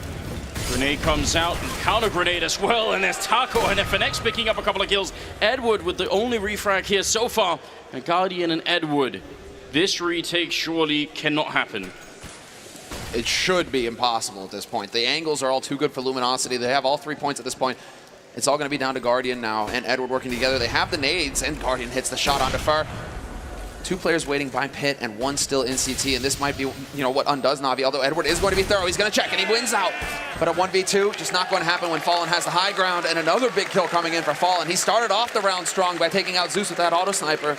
He ends it and gives Luminosity that 4th round going into the second half. But this is still a fantastic scoreline here for Na'Vi. Yeah, the crucial battle in that round was actually that Molotov nade combo over towards jungle was just sick. Perfectly timed. Stops any of the rotation, gets him 2 kills right off the back of it. So just to put some perspective on what this first half was, Na'Vi winning 11 rounds, and 7 out of them were either a 1v1 or a 1v2, where Na'Vi only survived with 1 or 2 members in 7 out of the 11 rounds. That should tell you something about just how close the Brazilian side got to getting a much, much better scoreline here. Well, even you look in the early stages, in the first 5-6 rounds, how many plants there were. There were 3 of them. Over half of the, or about half the rounds were all plants, and not being able to win those post-plant situations. You'll remember it was that 3rd round or the 4th round when they had actually it was like a 4-on-2 when they. I mean, it was a save for Luminosity, but still they had a massive advantage, not able to hold on, not able to set up any crossfires. But what a half from Flamey. He started this off so well with this pistol clutch, set the tone. And that's actually, I mean, he's playing against the man, well, Fur, who kind of dropped off. I mean, he got the quad kill in the pistol round. He tried to turn it back, but after that, he kind of just vanished. He ends the half with 6 kills, and he's one of the heavy hitters on Luminosity. Everybody on Na'Vi, they're all in double digits, but him and Taco kind of lagging behind here. So if Luminosity want to stand a chance, when both of these teams are so even in individual talent, in individual skill, if you have a couple of players who are lagging behind, that's just not going to cut it. Luminosity, they need all 5 to wake up here for the second half. It's going to have to be another sick comeback, just like what we saw last night. Sick, but depressing. Why you have to go there, Moses? Well, Puckett did it, so might as well. It's too late. All right. Should we just decide to delete that from our memories for a little bit? Yeah, I say let the past be the past. At least for a little bit. At least until the next episode of By the Numbers or something like that. Look, we are going to be heading into the second half here of the Grand Finals. It's still only the first map. So way too soon to really call anything, but you could tell that Na'Vi, as they have been all throughout this tournament, that they're playing out of their minds. And this was actually my worry. I was a bit scared that maybe they would be peaking too soon. You don't want to play your best games in the quarter and semifinals and then have a really bad game in the Grand Finals, but that doesn't seem to be the case at all. So we're going to head into it here. Edward running into the middle, just controlling top mid for a little bit, and looks like a fairly aggressive hold on middle actually from Luminosity here. They want to see if they can find this. That could be dangerous because Taco and Cold Zero, they're on the other side setting up for it, and Cold Zero shutting down Flamey. Flashbang comes out, but Na'Vi turn around for it. They're going to be trading effectively so far. Taco needs more kills. He's going to get a headshot. He's looking for one more. He's got 1 bullet left. He misses it. The knife is out. They're going to try and chase him down, and Seized going to be successful. So still a 2-on-3. And they just made all of the difference there. The fact that Taco and Cold are able to inflict so much damage. Edward, he's been whittled down to 40 HP coming up through mid as well. And you see he's sitting on the 7. So now with 1:10 left, what can Na'Vi do to actually try and turn it around here, Moses? Well, C's has no HP, so he's just hanging up for B, watching for a flank, watching for a push. The real playmaker has got to be Edward. He's in the position inside this window room. He's got to be able to come through the murder hole, go towards Fallen and Kitchen and Market. FNX is at the top mid, so Edward, he might not even expect that whatsoever, so he's got to be very, very careful. But C's just doesn't have the HP to make any kind of a play. Maybe Edward does. Yeah, there's the opening headshot at least to try and make that work. Fallen and Fur, they still have a lot of health left here to try and see if they can bring this round home. They don't currently have a kit picked up. That's why maybe the one silver lining I can think of for Na'Vi right now. They're going to get onto the site, and Fur is quite far away from the action as well. See if that defuse kit is going to make the big difference here in a 2v2. Such low HP, it's all about the angles and catching somebody off guard. Fur is just now rotating over from that B site. He's going to walk by Edward's position. Fallen is going to be taking point, not even waiting for his teammate. He's actually just all out trying to find the info. Where are these guys playing from? There's the tap, and C's doesn't even give it away. He's going to step up, and Fallen's going to catch him. Fur with the kill on Edward. Just not enough HP to really go for the big plays there, to get out into a long, drawn-out fight. They needed the instant headshots. Fallen just outplayed C's so hard. Right on, just taps it and goes the opposite direction. C's goes to check and realizes he's been fooled, so it's an easy kill, but Na'Vi gets the plant. Again, much like the first pistol round, that plant is like, that was the best they could have done. Look at the HPs in that, only take like 1 bullet each person. Look at Starix. Look at how animated he is right here. He's truly commanding this team right now. That's quite impressive. We have to give the 6-man credit. Same for Zeus over on Luminosity's side. I mean, sure, Fallen has much more. Well, he is the in-game leader. Zeus is there to support him, but Starix is the one calling the shots for Na'Vi. I gotta get what I can from them here. Yeah, I mean, Thorin mentioned this concept. You know, a good chess player. I feel like the chess player there is probably Starix, but he's got some pretty good pieces on the board right now, and they are in an 11-5 lead, and they're going into the 17th round here. Some control in underpass and Edward at top middle. If they can get a kill in here early on, that's going to put a little bit of stress, I think, on Luminosity's side. Yeah, controlled smokes in mid from Na'Vi, very coordinated. They want to get this control. Looks like they're boosting up in the window. That's going to be Guardian. There's one up in the vents and Fur. Swift execution. Yeah, ready and waiting for it, and there is no chance to reply. Flamey sees they're trying to make it happen.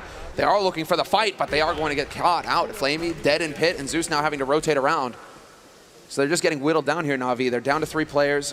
Luminosity still have all 5 alive, although they don't really have much utility to work with anymore. Luminosity to hold this off. Doesn't matter when you have the rifles and the advantage of range. That's the whole point.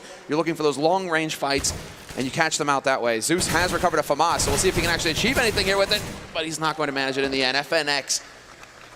Seems like Luminosity are really coming alive here in this second half. They're winning all the duels flat out. Taco just assassinates C's, and that's it. It's over. Yeah, no plant in this round, and with that investment now, this is basically going to have to be just a full save, just a hard eco. You can see Guardian, he's up at $2,700, so he's the one who wants to go for that AWP, keeping that extra 700 or 800. Well, we've got the 18th round that's going to be coming up, and you know, Moses, people are going to be blaming you if this comes into another comeback situation here, because you did bring it up. That's how it works. Well, thanks for calling me out on it. Yeah, you know. I think you've already had some good times this tournament, haven't you? What's that thing you said on the desk? Something about GG. Well,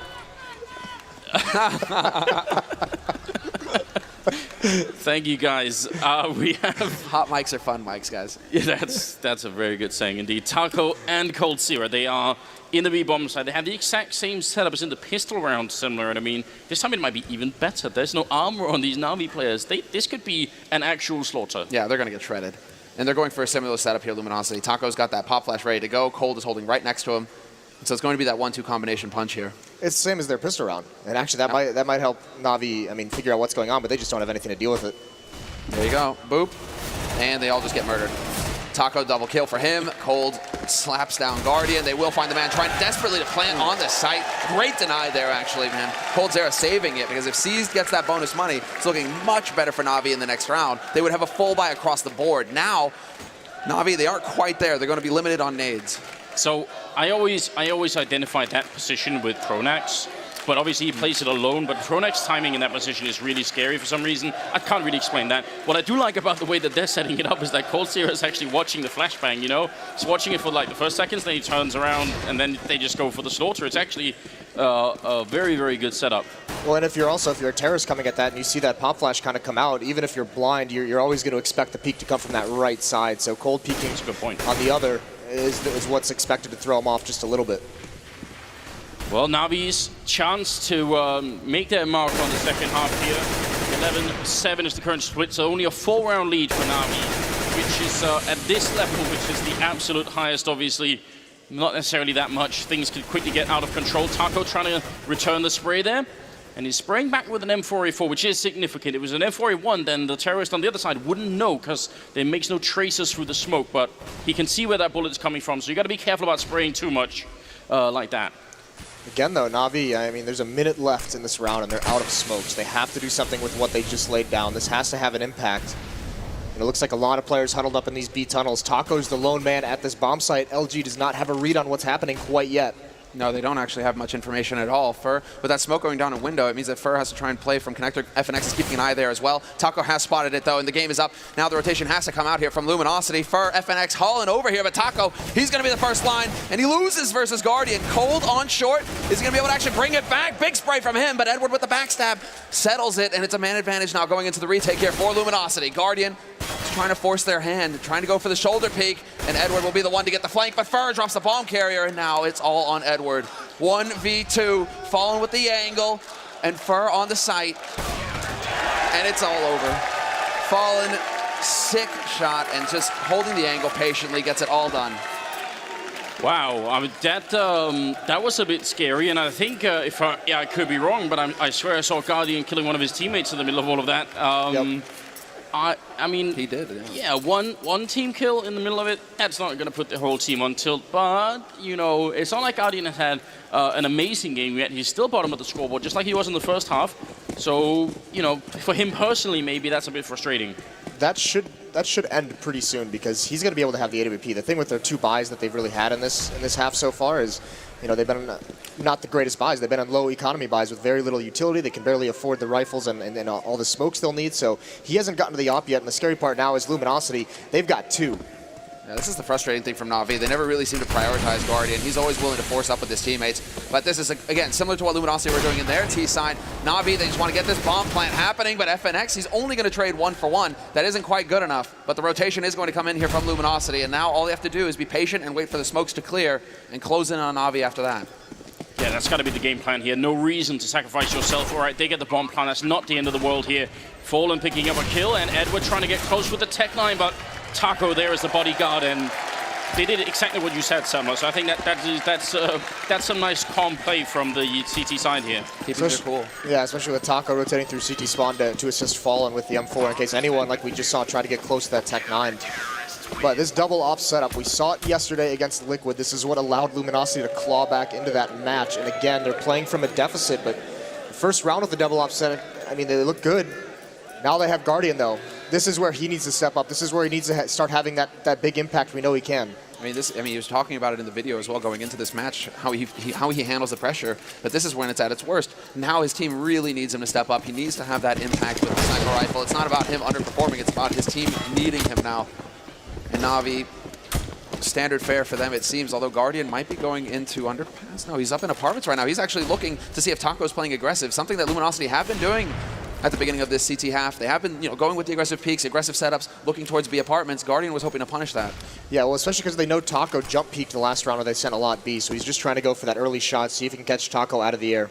I do want to point out, you see Cold Series sort of turning around up in Catwalk there, looking into the wall. That's something pro players do, because if you look at the audio source, you can actually determine where people are going. So it's not like he's looking through the wall, but that's just how it works, in case you're wondering and you're confused about how that works out. We do have some mid-control coming in, or at least a play for it here for Na'Vi, but they need some good grenades up to make sure that they don't just get entried here. Fur in a very dangerous position, pushed up far, going for the first kill, and Such will be falling. Seized, he really wants to return that, but there's no reason why LG should be fighting this now. About 50 seconds left, and it looks like the other part of that Na'Vi push that was supposed to go into the A-bomb site is setting up outside, but how do they finish this now? This is such an intriguing way to play mid-control if you're CTs. 3 members over towards Catwalk, just spotting for B, playing a retake on that bomb site, but Taco and Fur being aggressive. No one peeking from window and no one peeking from connector either. And we got the chant going right now, but Na'Vi, they need it. Being down a man and not having many nades to work with makes their lives very difficult, but it is going to be a commit to the A side here from them. All 3 players from Luminosity who are over on the B side are going to have to start rotating, because the defense on the A side is about to get overwhelmed. Although, as I say that, FNX and Fallen start the party. Seized in connector will pick up the rotator, but instantly traded, and Guardian, just like that, he's lost his entire team. the lack of nades is having an impact here. When you try and rush onto that A site, and you have to worry about all of these angles, a couple of flashes can make a big deal, but Guardian, he's having that impact, and he is going to die right before the clock goes up. Sick shot from Cold. But Guardian should have made that money. He should have died right before, and he did. Well, 11 and 10. I mean, the comeback is definitely looking very good at the moment. We've got 6 rounds in a row here for Luminosity, which is exactly what Na'Vi got when they had their first half going into the CT side here. So that also should tell you that it's too soon to start sort of losing all hope if you're on the Na'Vi side here. Still some good Counter-Strike to come, but this is, from a viewership point of view, this is what we wanted, right? If you're watching this game and enjoying it, then you'd want this to go the full distance here. Na'Vi, they have money. Everyone except for Zeus could buy an AK and armor. What do you think, Moses? I mean, obviously they are going to make the money. You don't save with this kind of an economy. But what's the play here? What haven't they done yet on the terrorist side, Na'Vi? I mean, if I'm Na'Vi, I actually maybe go for a little bit of a half buy to try maybe the Tech 9 and armor, but you need to get Nop in Guardian's hands. You need him to start getting going in this half, and if they buy here when he's only at 3,700, that's too many rounds that you've squandered with him not having the weapon he's known for. All the players, we've had that segment where every single player said Guardian's the best op in the world. Put it in his hands, let him win you some rounds, put him in mid, don't put him in the B halls. Let him control the map with that AWP, see if he can get a pick. I mean, I don't have a count in my head, but there is also an argument to be made sometimes that, you know, if your AWP player isn't really connecting, I mean, granted he hasn't had it in his hands a lot, but we haven't been seeing some of those super flashy plays from him. Sometimes we do see players, even on the Na'Vi team, sort of step back and say, all right, you do the AWP instead, and I'll just play with the AK. They go with the double op strategy from time to time. Seized is there, but right now Zeus is usually the man who drops, and there we go. That's what I was waiting for. I was waiting to see it. Obviously, you guys can't. You'll see it in 15 seconds. But I was curious to see if something, because it's the 3 stars basically who had the actual money. Seized, Flamey, and well, Edward wasn't quite able to get the AWP, but I was wondering who was going to go glass cannon out of Seized and Flamey. Who was going to actually drop that AWP for Guardian, make sure that he had the sniper rifle in this key round. Wow, so Seized sacrificing himself a lot for the team. The lack of armor means grenades, aim punch, and a whole lot of other things too. It's going to be lethal, and against those M4s as well. 1 bullet to the face and you're gone. Not if you have Kevlar and Helm. So we'll see. 22nd round is coming up here, and I mean, what a time to be watching Counter-Strike here. We just passed the 1.2 million viewership mark, I can tell, and we're just getting started. So keep tuning in, get your friends involved. This is, this is where everything begins. Taco. Oh, this is so cool. Change in pace.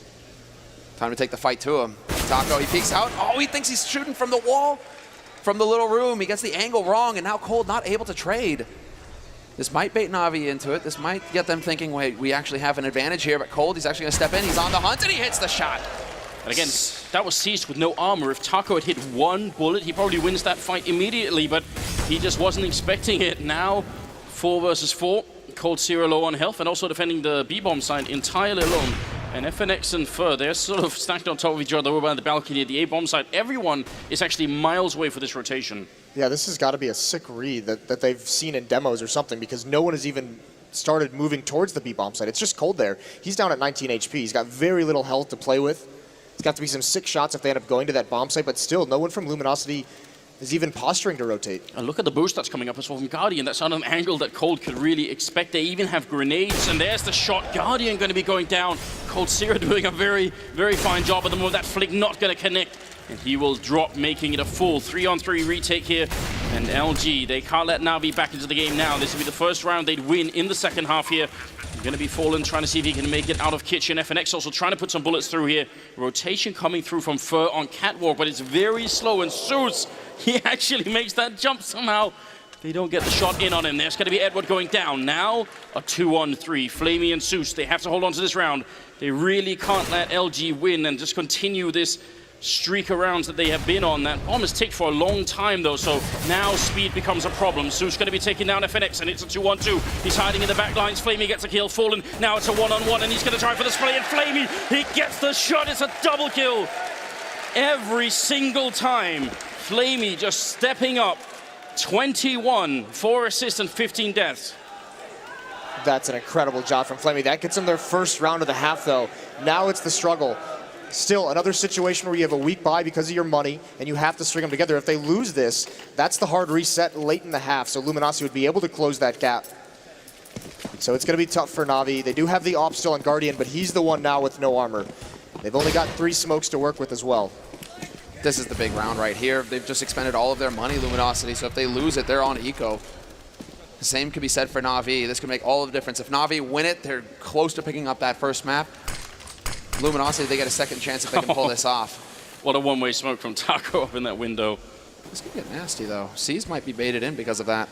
Taco's just waiting. This is deadly. If C's actually gets impatient and tries to push in, he could be in for a bit of trouble, but instead, he's playing a position that allows him to keep watch on both angles, making sure nobody pushes through underpass.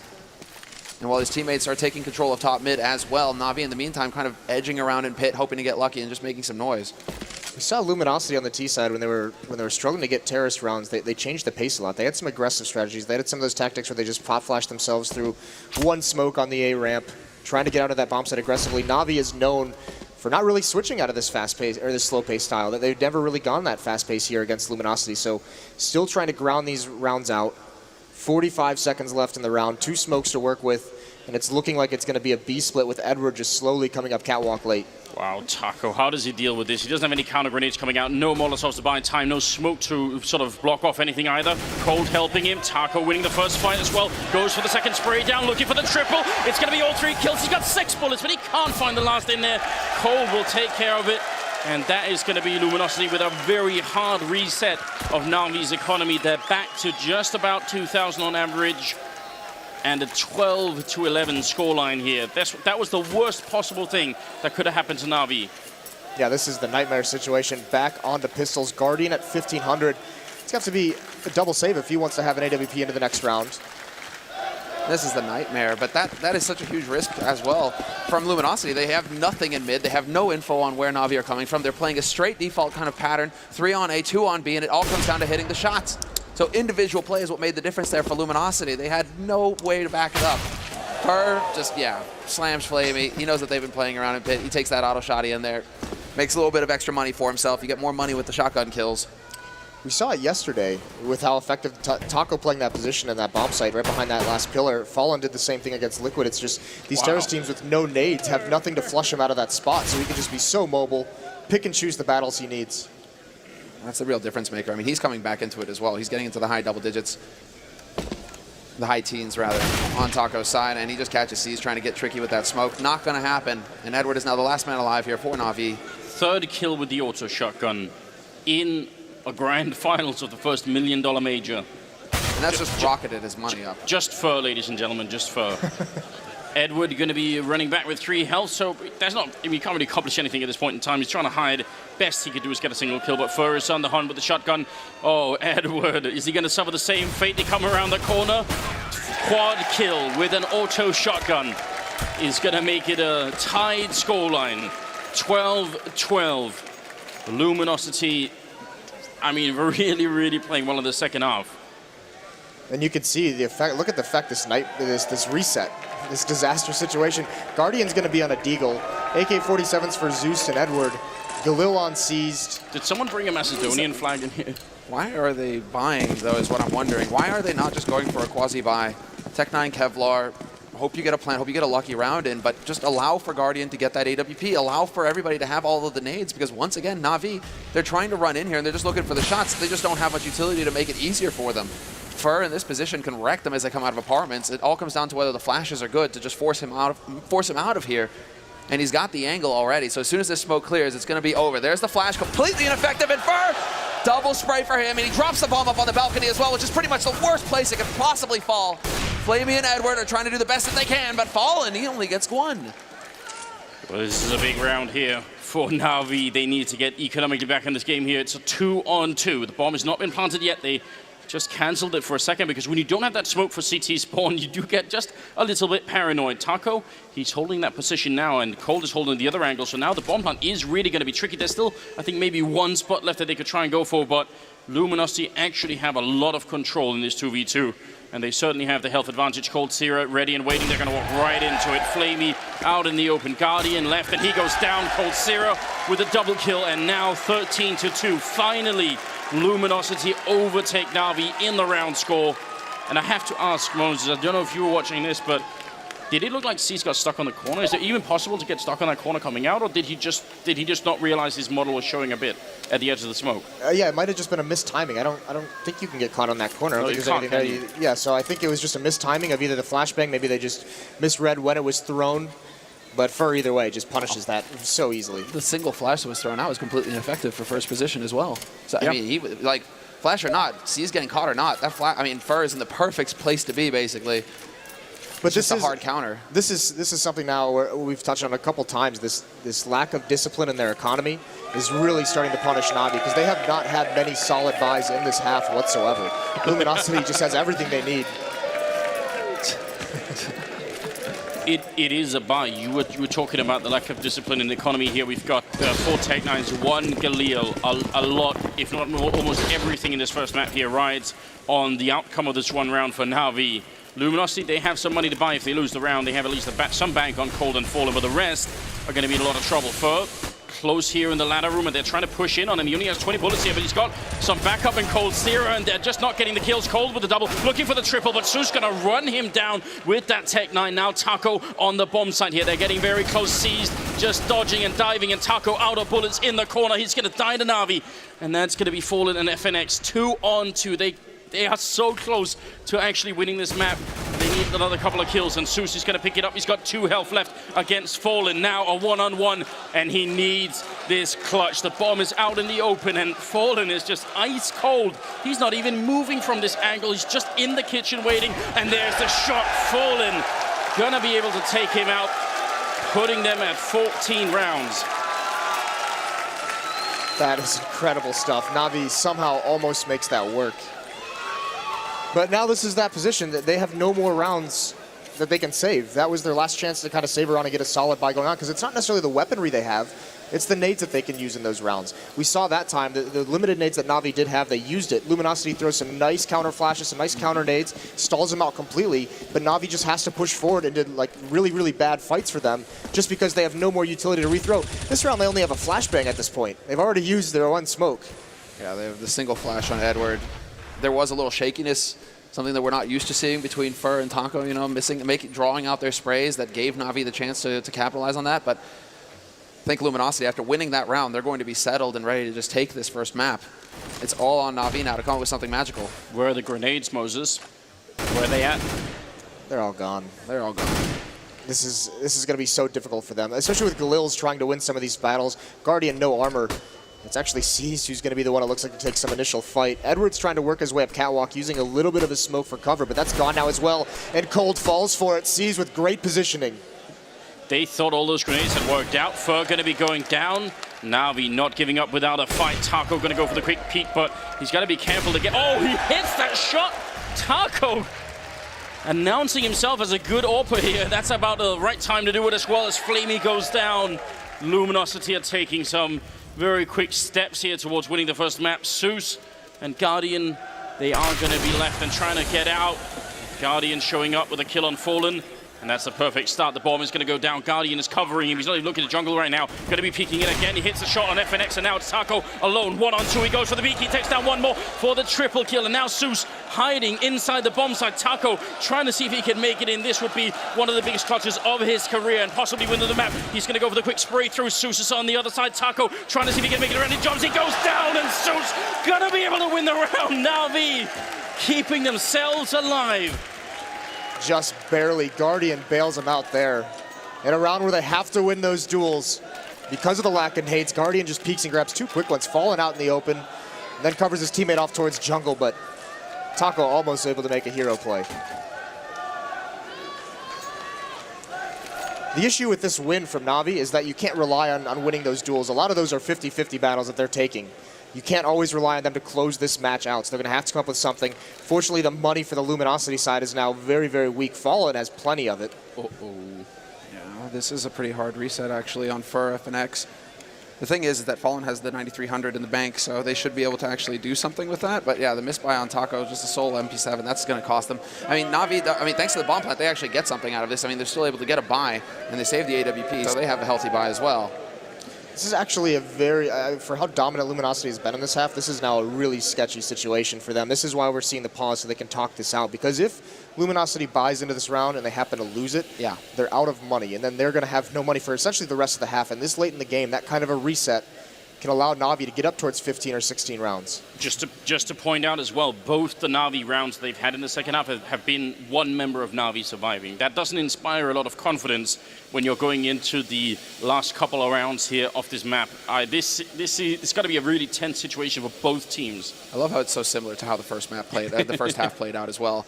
That this, I mean, again, one of the key clutches goes Na'Vi's ways. This is what prevented Luminosity from getting off to a strong start in the first half and dominating that T side, is that all the clutches kept going Na'Vi's way. And so if Zeus, you know, he's able to keep delivering like this, I mean, I'm just still blown away that Taco actually outduels Guardian, completely shuts down 1v2 on B side. Like, where is this Taco coming from? He's just wrecking right now. We just need more of that for Luminosity to be able to close out this first map. Otherwise, Na'Vi will be in the lead. Well, the game is going to resume in 15 seconds, ladies and gentlemen. We'll get back into it here. Na'Vi, they should be able to steal this round away, unless Luminosity are going to go for sort of last second buy here, which, would you recommend it, Moses? Is it that time? No. I don't think so, because Fallen can drop multiple M4s, so why risk it into this round when the next time you can have much, much more behind it? He can drop it, and actually they're going to go for it, or at least Cold is. So this is... We got some Frenchies in the scene. It's still paused. Yeah, keep it up. I love it. It's been a good crowd this weekend, hasn't it? It's been so sick. It's been ridiculous. It's been amazing. Yeah, we got our money's worth here. Well, this is, it is really intriguing what they're going to do with this money. This buy by Cold, okay.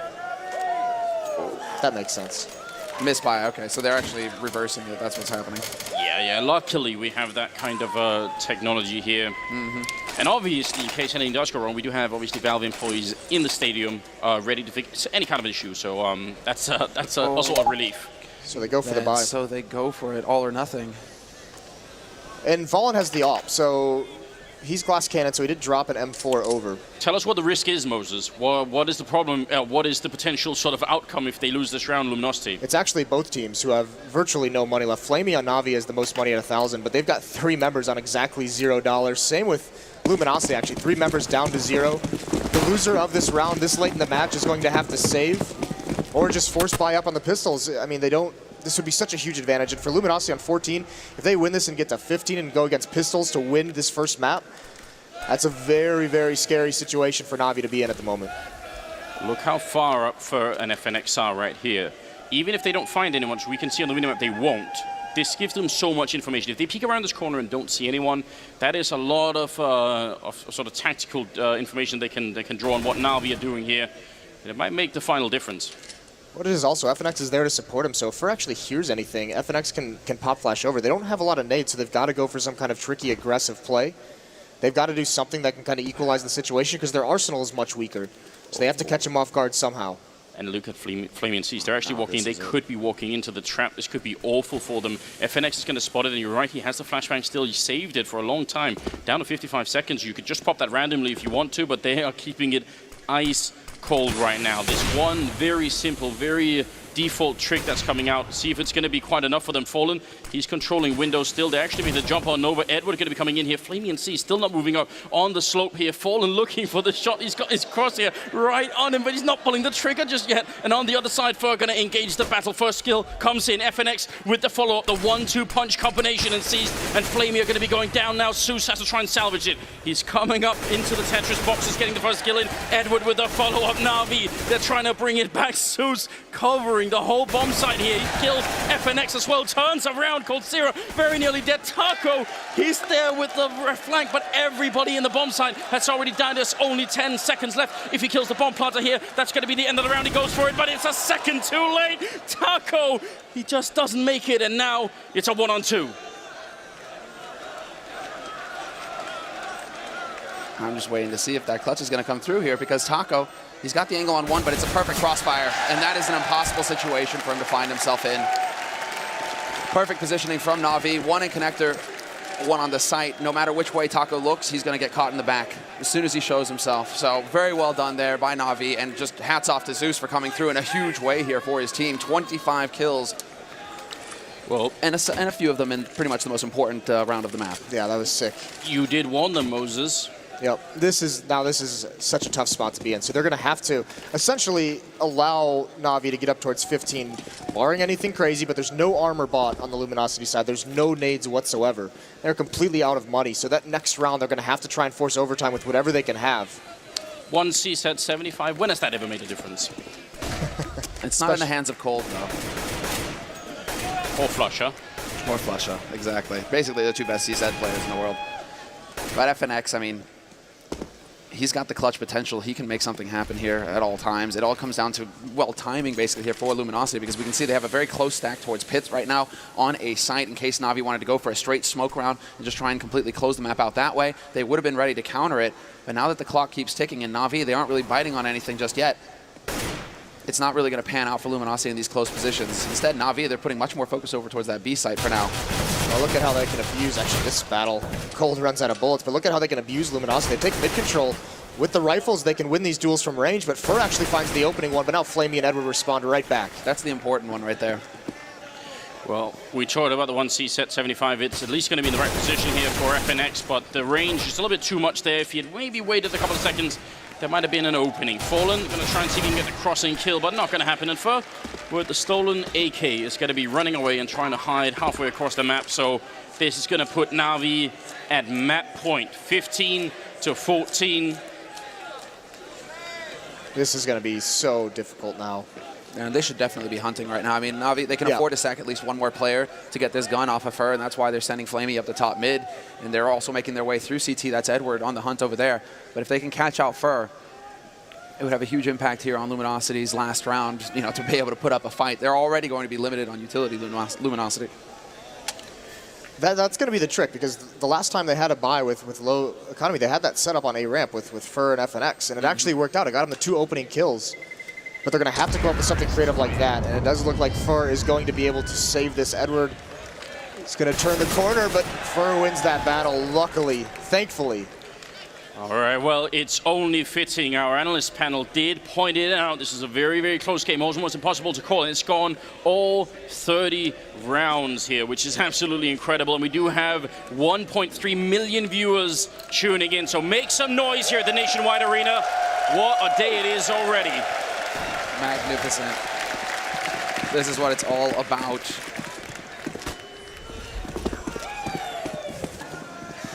Mid-control again for Na'Vi, and actually very aggressively. This is a little bit quicker. No smokes were even up by the time they came out. They might have had to take some duels, and Flamey's going to win a battle at A. Very quickly up A ramp, but FNX evens things out.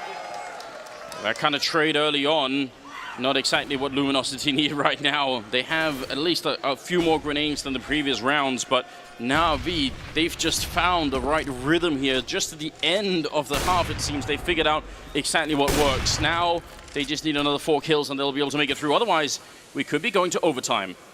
And overtime in the finals? Yes, please. Thank you very much. With how both of these teams are so dead even right now, it would be nothing but an amazing match. Zeus getting up into connector, however. And he's going to be getting close, hoping to catch out any rotators as this push comes in here for Na'Vi. With a minute left on the clock, they have just enough nades to make it work. And he's taking the peek, trying to get as much information as possible. I mean, this kind of execute with Zeus being this far up in connector and without being spotted, that's going to be really scary. If they get the right smokes in, then how is anyone, if Fur tries to rotate in and try and stop anything, Zeus is going to shoot him in the back. They've got such a good position. And Zeus, I don't know why he's moving around so much. He really shouldn't be the first guy in here peeking. Should wait for the rest of Na'Vi to actually make the execute happen. He looks a little bit nervous right now. Fur hiding in the corner. Zeus going to be making his way around. That Molotov there. It's going to be the first kill coming in. Fur now got a little bit left. He's got the smoke as well. Backup coming in. He's got the knife out. Actually, 2 bullets left. Trying to see if he can get the reload up. Somehow he's still alive. And Cold Zero, they get the kill. Na'Vi, how did this go wrong? Now it's a 2-on-4. And Seized and Edward, they're on the slope. At least they have the bomb down. But this is such a tough round to win here. Luminosity, they're trying to make it back in. Another 2 kills. And we'd be going to overtime. Seized, he has the Molotov. He's going to try and put it out. Gets the spray down. Kills one. Fur with the refrag now. All on Edward. He's out there. The bomb is ticking away. He gets the first kill in, but he can't get it. The Molotov not going to save the round, and we are going to overtime. and in a packed stadium, no less. First map of the Grand Finals. It could only happen this way, but it's such a scary situation to find yourself in now as both of these teams, there's so much riding on this. Both of them had opportunities to actually close out this map and win it. And so now, how is the mindset going to be going into the second map for the team who loses this first map? That's what it's all about. Are they going to be able to reset and show that they have the fortitude, Luminosity, to come back once again? We saw yesterday, Luminosity has that mental strength, that focus to come back from any situation, to maintain their composure despite all adversity that they've gone through. Navi's kind of, won every map throughout this tournament. They haven't been tested like this quite yet. But both these teams, with how many times they played each other this year, they always know it's going to be this grind-out game. They always know it's going to be this close coming down to the wire. The big deal for Navi, in my opinion, is that towards the end of this half, when they actually strung those rounds together to take the advantage, it's mostly on the fact that they had such an economic advantage in those rounds. They were beating up Luminosity. We saw a lot of weak buys by LG there at the end. Once Navi was able to build up some money. Going into overtime, that disappears for at least the first 2 rounds. What happened in that execute at the end there? They had only Fur in window room. Everybody else was much further away. How did they not win that round? Taco just makes that play of him jumping through his own smoke, just narrowly avoiding death with a Molotov and everything. That's huge. That maintains control of that position for Luminosity. He also gets 1 kill, I believe it was. So it's actually incredible because I was very scared. The LG setup, they've done that a couple times in that half, was kind of gambling towards one site. You could see the lean was over towards mid, towards Catwalk and the B bomb site. No one was even in CT spawn. That avenue of retake really wasn't there for LG, so a huge win for them. But Navi have been doing a very good job of keeping LG guessing as well with these CT setups. They've actually shown some variety in their play, willing to go to A site, willing to go to B site. They haven't been focusing too much on one or the other, and that makes it much more difficult for that CT in-game leader to call, where to stack his men. Now, we have to assume there are a couple of new viewers with this many people watching. So again, we're now playing an MR3 10,000 starting money overtime. That means you get to play 3 rounds on the side that you're already on, then you switch halves and play another 3 rounds on the other side. You need to win 4 in total, which means the first team to 19 rounds here is going to be the winner, or double overtime is definitely possible. We've had overtimes all throughout this tournament, actually, all the way back to the group stage.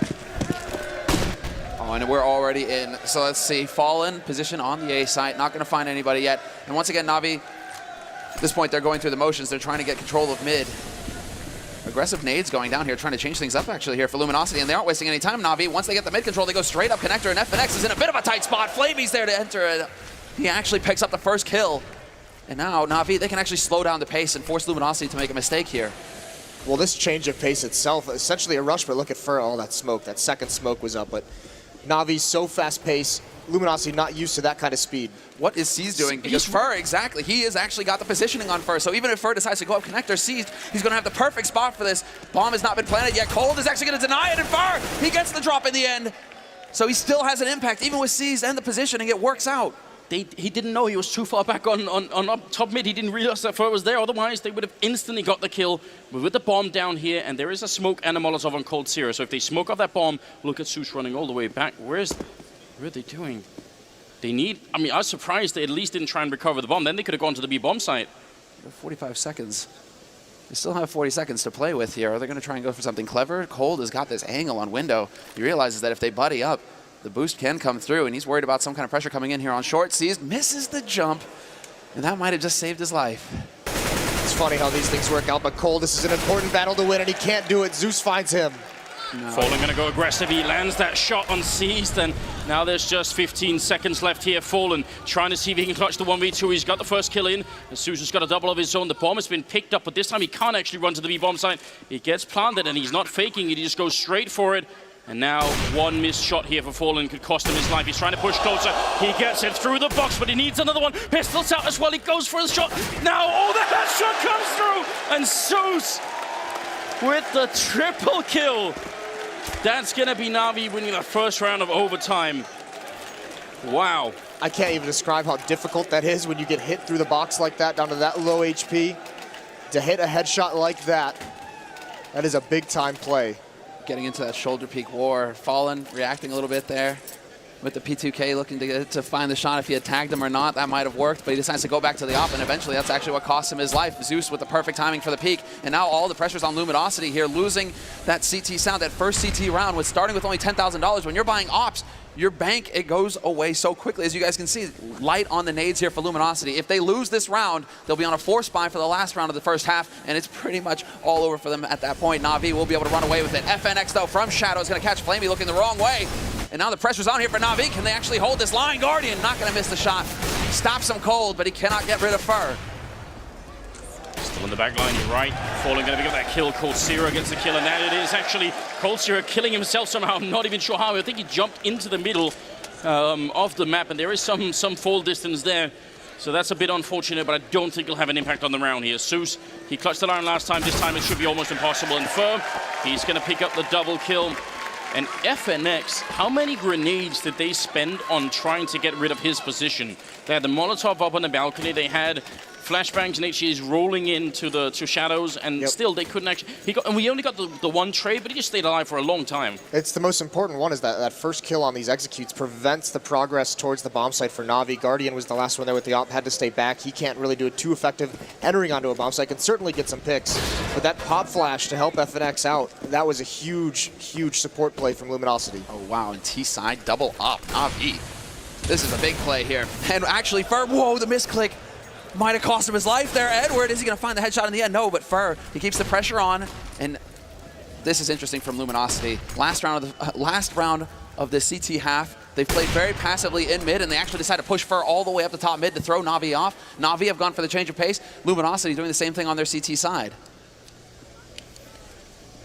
There's actually decent control here. Zeus and Season underpass. Now Guardian and Edward are going to come back towards mid. Fur is just biding his time, though. He's just waiting, expecting there to be a smoke in this window room, and from this angle, he'll be able to get a pick once it fades, and that might catch Na'Vi off guard. And he can hear all this as well. He can hear C's jumping up. It's a lot of info to go off of. Fur, he's got a perfect spot. If they decide to come through here, he can catch somebody coming out of underpass, and he hears these steps as well. So information, but Zeus will find the headshot. Not going to get caught off guard. And no instant repeat coming in from Luminosity. That's all Guardian is waiting for. He's like, yep, you're down a man. You're going to have to make a play at some point, but he decides to fall off, and that's exactly when Cold starts going for the shoulder peaks. Na'Vi, not a lucky break this time around for Guardian. Instead, they're going to have to do it the hard way and actually crack open a site. And they are pushing into the one position where the AWP is. That might be the saving grace here as they're a man down. Taco not going to be able to get the kill. They're pretending that it's going to be a B push. And right now, Luminosity are eating it as well. There's 3 members here. And on the other side, just Fallen holding. So he's going to hit more than just a couple of AWP shots to make this work. 18 seconds left. They're trying to make their way in. There's Fallen with the first kill. The bomb is dropped as well. 14 seconds. Na'Vi. Surely they won't be running out of time. That'd be the worst way to lose the overtime here. He's going to try and get the Molotov in. 6 seconds left. That's going to be a bomb plant. Guardian just running in there, not worrying about any kind of coverage. And we'll see. 4-on-4 for the retake. Now Luminosity, all of them coming from the same place as well. And this clever play. Cole, does he make it work? Nobody there to greet him, unfortunately. Now he's going to have to push in with his mates. All 4 players from Luminosity have to commit. And there's the first spot. FNX, he spots out C's, gets the headshot, but Zeus trades. Brings it back to the 3-on-3. Guardian with the angle, and Tetris not reacting in time. And the man advantage now for Luminosity. They have the kits as well, and they have the bullets too. Cold takes out Zeus, and it's all on Edward here. 1v2. Has to bait down Fallen, and he hits the shot, but Fallen will drop him. There's just not enough time. Once again, Edward coming through with the huge clutch for Na'Vi to make all the difference. What a play from Edward. That's about the biggest smile I've ever seen Edward have on his face.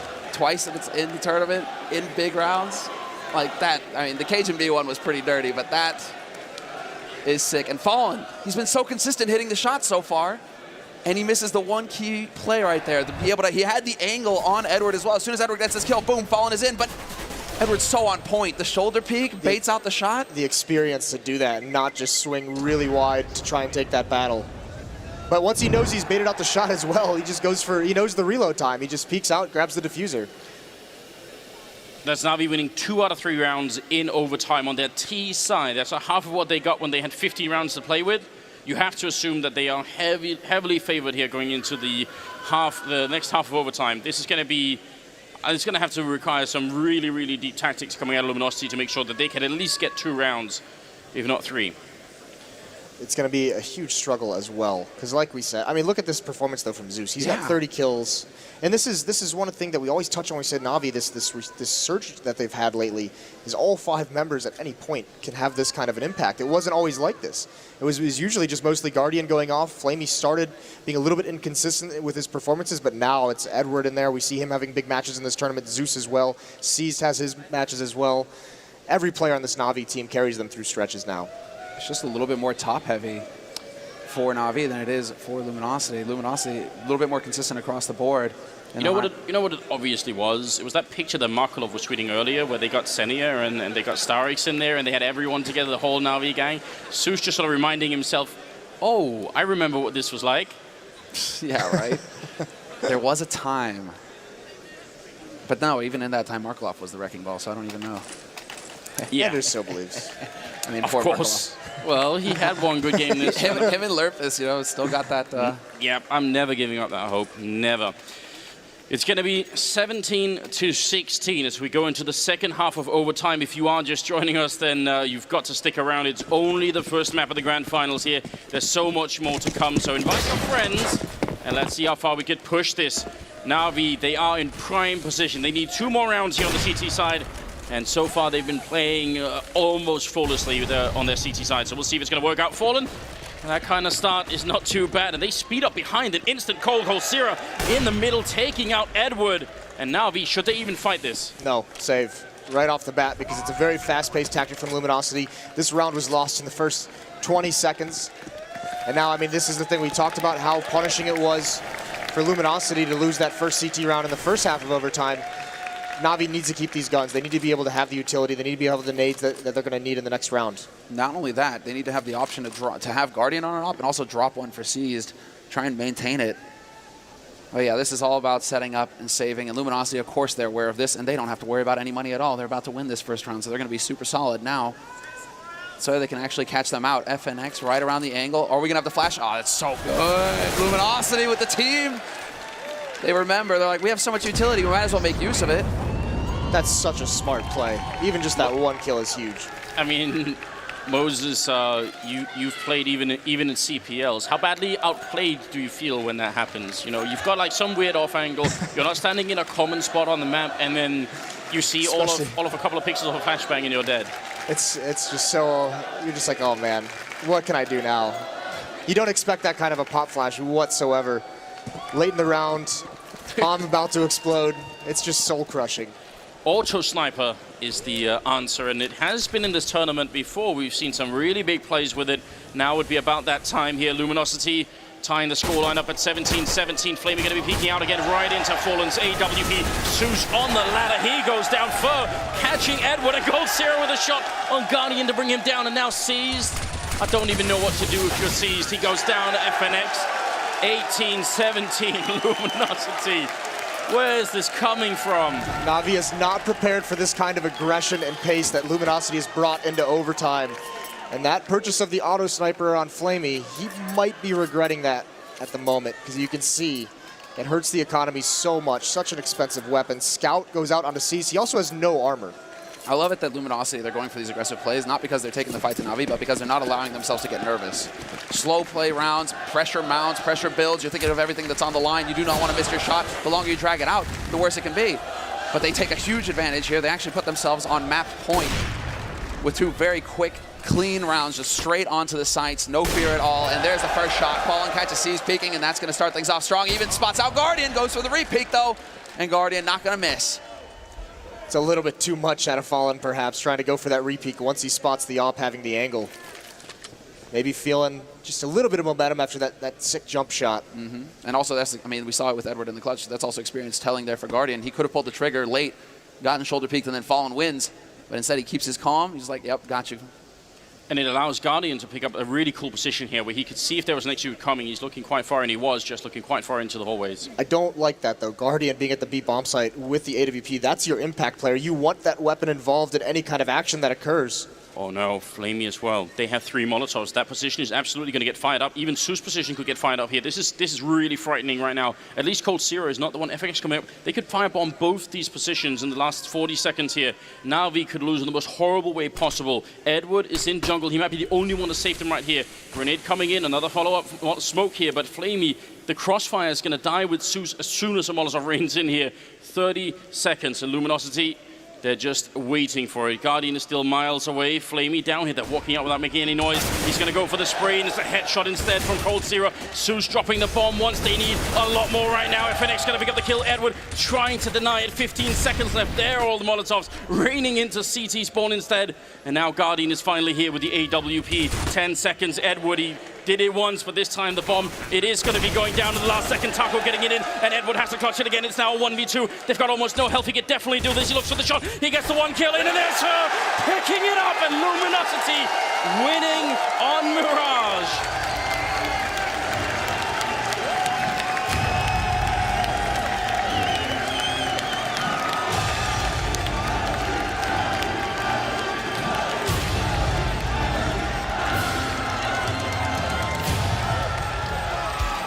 That is an intense first map of the Grand Finals.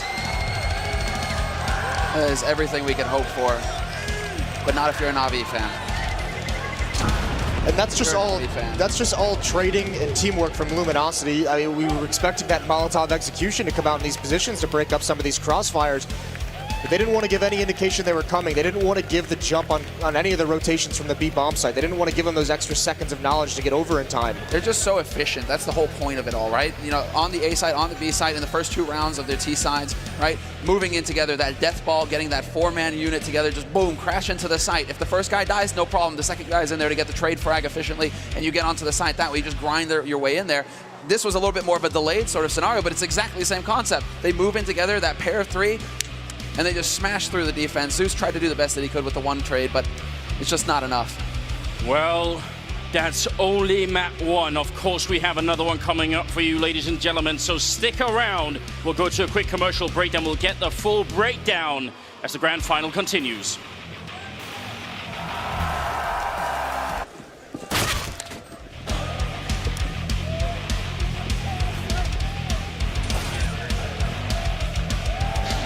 Por que escolher a V4 para cuidar do marketing da sua empresa?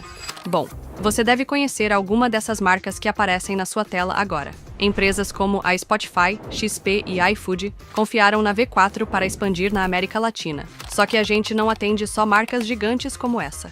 Na verdade, nossa assessoria foi construída para empresas que faturam acima de R$100 mil por mês. Um exemplo disso é a rede Pense Pharma, que em apenas 6 meses aumentou em 178% suas vendas pela internet. Como conseguimos isso? A V4 oferece equipes especializadas de marketing e vendas focadas em fazer tudo o que é preciso para sua empresa vender mais. Essas equipes assumem a responsabilidade por toda a estratégia e execução, como se fossem parte do seu próprio time, mas sem a burocracia de contratações internas. Se a sua empresa já fatura mais de R$100 mil por mês e quer escalar até 300, 500 ou até R$1 milhão por mês, toque no botão abaixo para conhecer a metodologia que a V4 utiliza nos seus mais de 6 mil clientes ativos.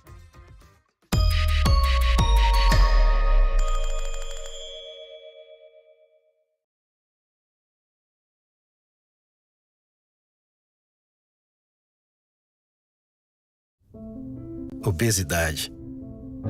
Parece simples, né? É só comer menos. É só se exercitar mais. É só fazer melhor. Mas se é tão simples, por que as coisas não mudam? Será que tantas pessoas simplesmente perderam a força de vontade? Ou será que tem algo mais complicado acontecendo? A biologia lutando contra nós mesmos. A dinâmica das cidades, que torna quase impossível ser saudável. O trabalho ocupando a melhor parte do nosso tempo. E tantas condições relacionadas à obesidade. Em 50 anos, as taxas de obesidade triplicaram e seguem subindo. Para solucionar questões complexas que já existem, buscamos respostas que ainda não existem. É hora de seguir um novo caminho. Novo Nordisk, um novo norte contra a obesidade.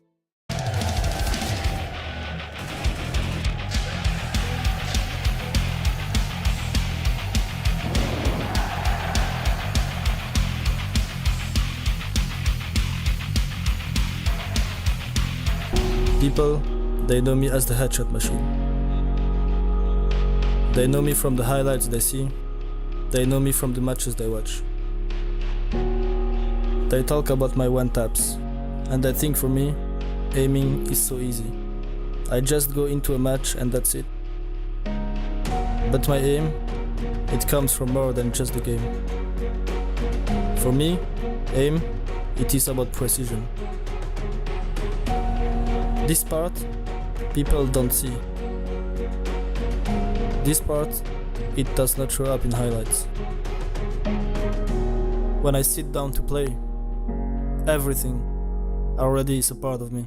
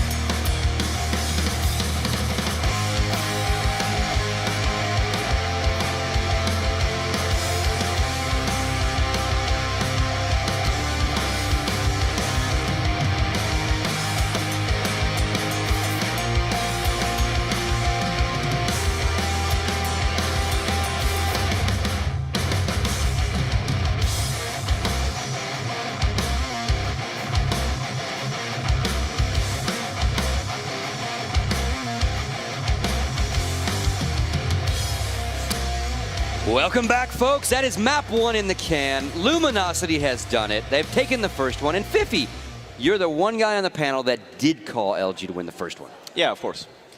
Thank you. That's it. All right, we're done here. That's what they paid for, guys. That's what they paid for. And obviously, Thorin, I'm not throwing you under the bus. You guys both said it could go anyway. And when I looked at the start of it, you know, it was 11-4 Navi's side, and I was like, oh, this might not be good. And then literally while I was waiting, you know, Tommy did his homework for me. He hit me up with the stats. Remember, we told you that these guys have played a whole bunch of times, but they're literally 166 round wins each, right? But I wanted a breakdown to see CT, T-side, maybe there's a big discrepancy there. It turns out on the CT side, they've both won 76 rounds, dead even. So then when I saw that, I went, oh, well, they're going to 11 for it too, and we're going to go to overtime. And then T-side doesn't get much different, but that does give the advantage to LG. Didn't necessarily work out for them in this one. 74 rounds to 81 rounds. Again, we're talking very few rounds here. Now you're wondering, Scott, that's not 166 rounds. Like, but remember, we talked about the overtimes. Tommy wasn't sure of sides on the overtimes, but what he did say is of overtime rounds, Navi has won 16 of them to Luminosity's 9. So Luminosity just put a few more in their favor in this matchup because obviously in overtime they did what they had to do. Yeah, I mean, it was just an incredible game. Great start to the final, and this is exactly what we expected to see. You know, this is one of the one of the games where all predictions don't really matter because it's just wide open. You know, I mean, I thought that Na'Vi would edge it on Mirage. They got off to a great start. Luminosity are rapidly now earning themselves the title of comeback kings because they're always playing from behind. At one point, it looked like Na'Vi were going to run away from it. They just managed to dig deep, and then when they dig deep, if they can take it to an OT. They seem to be winning these OTs. They've done it here. This is just an incredible comeback from them against a very, very resilient team. And I think Na'Vi are arguably, at the moment, a better Mirage side than Luminosity. So I think this is a big feather in their cap, even though they picked it. Vivi. Out of the 30 rounds that was played in regular time, only 5 rounds of those were in retakes or after plants. Yeah. All the other rounds were, they didn't even get the bomb down. That's how good both teams are on the CT side of defending the bomb sites. That's unreal. Yeah, 5 out of 30. That's insane. Yeah, and you know, you're seeing it now on the screen. You know, what they've been doing so well, like C's, for example, and Taco in there, and it's good. The way they use the terrain on this map as CT to buy time for the people coming on the rotate is just phenomenal. And when you add amazing fragging power to that, you see Coldzera had some of that here. You know, it's just an amazing final. The stage is absolutely set for something very special. One thing I was very impressed by from the Luminosity guys, though, is just in terms of sheer fragging power on CT side, the whole team was doing particularly well. I've noticed that throughout this tournament. That's been one of the differences in the Luminosity side is in the past, when you're talking about skill, like Na'Vi should be the team that has the more skill overall. Yep. But obviously Guardian, he had a tough match this time. He didn't really get going till late. It was mainly, it was just Flame. Even Zeus was doing a lot better. The story of the tournament so far, you know, you've got Guardian. He hasn't shown up. Someone needs to get on the phone and ask where he is because, you know, that should have been a double overtime. He missed a very easy shot that Guardian would usually hit to put Edward in that 1v2. Yeah. Well, I mean, that goes both ways, though, right? Yeah, of course. Like, look at the rounds Luminosity lost, and we're talking again how good these teams are. We're talking 0.5 seconds on 2 of the rounds. Yeah. First round, obviously, Taco coming up on A ramp there, about to kill Na'Vi when they're planting the bomb, just half a second too late. Second round there as well, Edward's clutch 1-on-3, super smart move, gets the first one. Ends up just strafing a little bit, so I think it was Fallen missing that shot, and then he just kills off the bomb diffuser. 0.5 seconds again.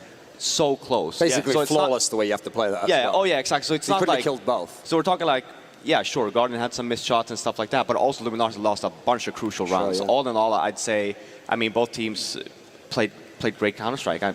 If you're a newer fan and you watched a map like that, that's a great like entrance to what these two teams are going to be like. Okay, because when you were watching the first half, you probably thought, oh, this isn't the final they told me. It's, you know, it's one team's just out ahead of the other one, and they've got lots of CT rounds. The key thing about both of these teams, the reason why on T side, towards the end of their T sides, they ground their way back into the game, is these are 2 of the best tactical teams. So what they do is they don't just go, oh, well, that doesn't work, throw it out, come up with something totally new. They have their basic approach that they take, and then they're just tweaking. They're finding the little things. What's the one area where they were a little bit better than I thought they were going to be there? How can I go away from that? Should we save a smoke and put it onto the other site next time? They do those little tweaks, and since the defense tends to play a little bit more static in general because they're reacting, you see these really, really good T-side teams. By the end, they're coming through those rounds and they're getting those rounds. And if you want any evidence of what Duncan's talking about there, just look at what happened with the timeouts. You know, Na'Vi are ahead.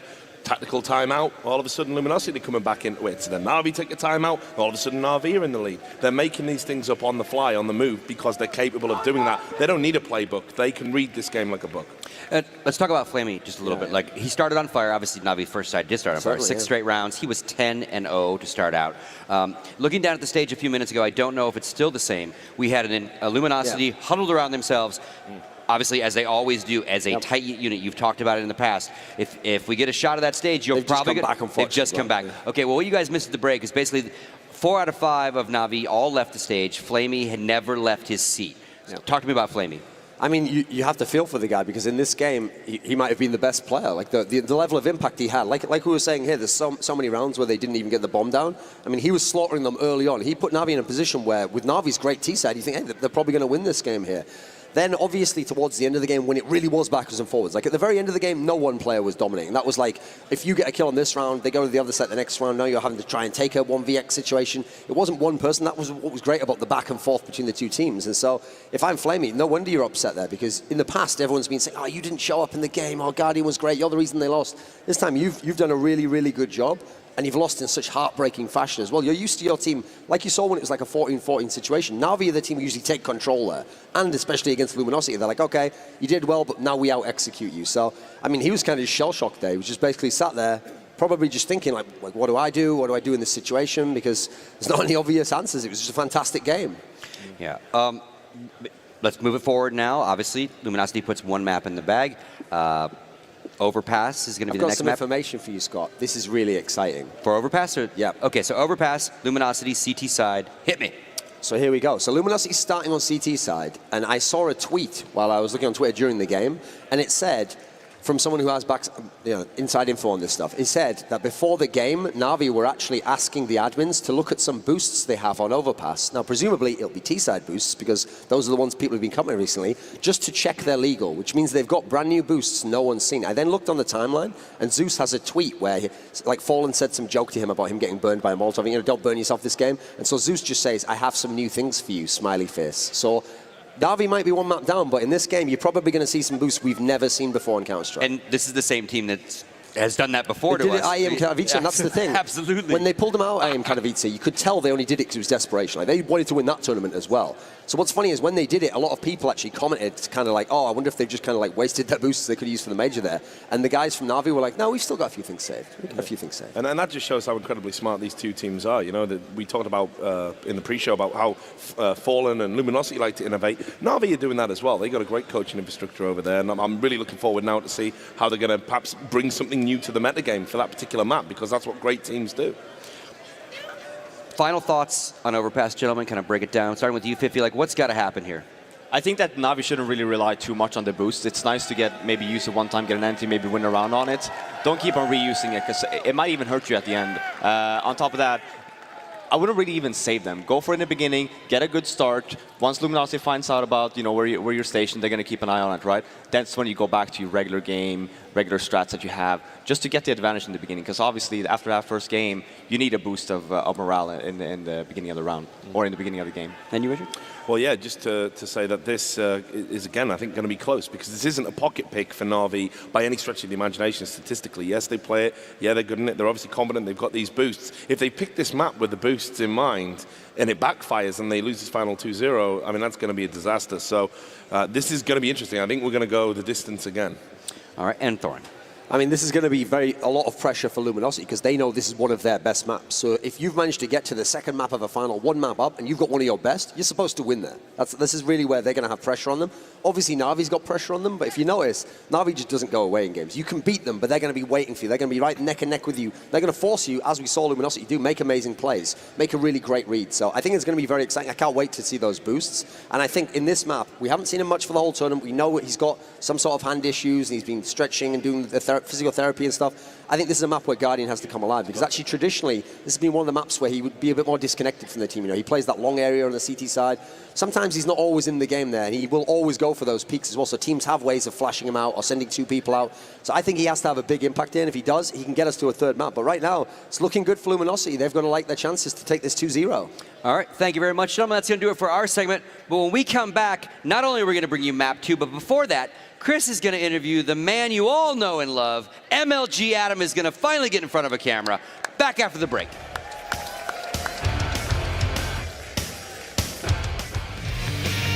Pare de comprar curso, pare de comprar mentoria, porque eu mesmo vou construir para você uma loja profissional pronta por um valor simbólico. Eu também já vou colocar 20 produtos selecionados a dedo com o fornecedor dentro da loja. E também vou te dar acesso gratuitamente ao meu curso, onde eu te ensino a fazer o passo a passo completo para você fazer as primeiras vendas já na próxima semana com essa loja que eu mesmo vou te entregar. Agora, se você já viu alguém te dizendo isso antes, está se perguntando por que eu confiaria nesse cara aleatório que apareceu aqui falando que vai construir uma loja tão barata assim? Bom, basicamente porque eu sou um dos poucos parceiros da Shopify aqui no Brasil e recentemente eu fechei esse acordo para construir a sua loja online por um preço totalmente simbólico. Mas Jota, por que a Shopify fecharia um acordo desses com você? Bom, é muito simples, porque com esse acordo todo mundo sai ganhando no final. A Shopify vai sair ganhando porque eu vou colocar um novo cliente que vai vender na plataforma, você vai ganhar porque você pode levar um curso de graça e uma loja profissional pronta por um valor simbólico. E eu também vou ganhar porque a Shopify vai me pagar uma comissão para cada pessoa que eu fizer vender usando a plataforma deles. Ou seja, eu só vou ganhar se você sair vendendo no final. E assim todo mundo sai ganhando. E a Shopify é inteligente, ela só fechou esse acordo comigo porque ela sabe que a maioria das pessoas não consegue passar da parte de criar uma loja, que é a parte mais difícil. Então, se elas começarem com uma loja pronta e já tiverem um curso ensinando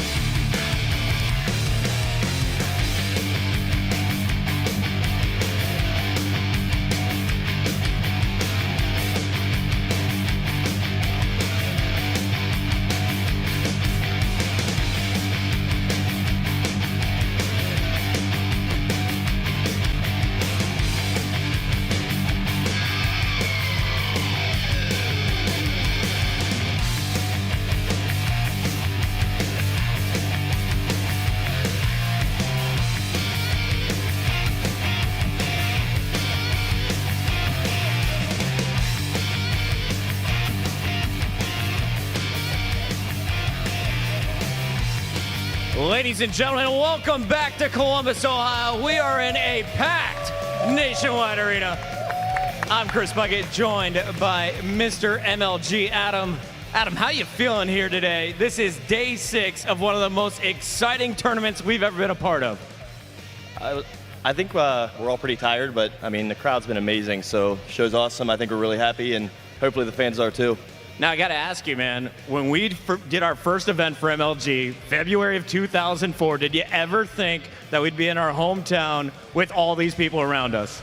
I think we always dreamed about this moment, but we never really, we didn't know we'd get here, right? And see 10,000 plus fans in Nationwide Arena and a place where we watch NHL games, it's pretty awesome for people that have been here since the start. Have you guys enjoyed the show so far? I think it's been pretty good.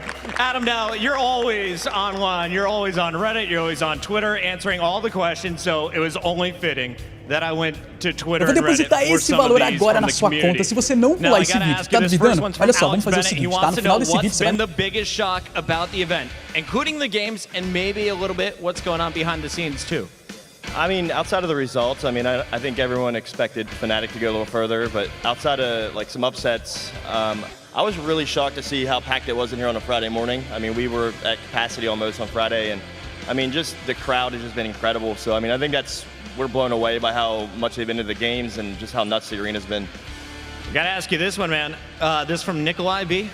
How many people, because we know how many talent are here, and it's a crap load. How many people are behind the scenes? How many people does it take to pull off something like this?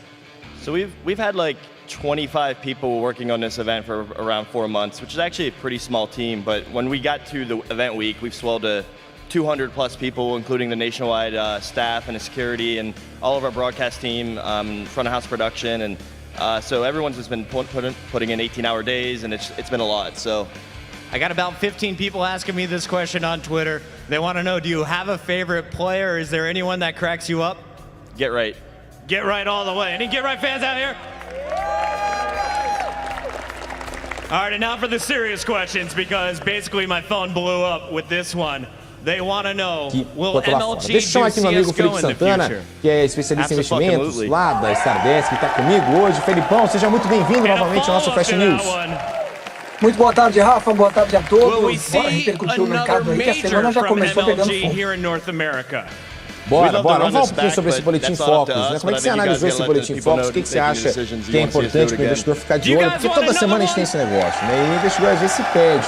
É tanta coisa que vem chegando. Semana passada teve Super Quarto, teve um boletim Focus agora. O que você acha que é importante para o investidor desse novo número, desse novo balanço que saiu agora na segunda-feira? Na opinião sincera, nada. Achei o boletim Focus dessa semana uma tremenda casca de banana. Vou te explicar por quê. Back to you. Well, hard not to agree with pretty much all of that, because if we could get a third map, if we could get another North American major, I don't think I could wish for anything more than that right now. Are you guys ready for this one? It's Overpass next. Oh, this is going to be so beautiful between these teams. We've seen them play this before, and it's always intense. And this is going to be the true test of Navi's mettle, because they just lost in overtime on the first map, and they know themselves that they could have won it. And it's that case that we see time and time again, where it's a close battle on the first map, and the losing team, they feel like they've been robbed. They can't get that first map out of their heads, and they can't get their game going on the second map. So this is all about a test on Navi's side. Do they have that champion mentality, basically, to get the job done on the second and bring it back to a third map? Well, we saw, I mean, it was very evident how crushed they were after that first map as soon as everyone started getting out of their seats. Jeez, man, yeah, head in his hands, not even wanting to move. That's agony right there. I mean, clear as day. And they have to know the pressure, it's all on them. And I mean, they've been talking about this as well, how it can affect them. Now, I mean, I want to ask Moses, because we saw a Navi that sort of came out on the CT side the first half of Mirage, very aggressive, looking to take the fights early on, looking to stop Luminosity, which they did. They had an incredible first half.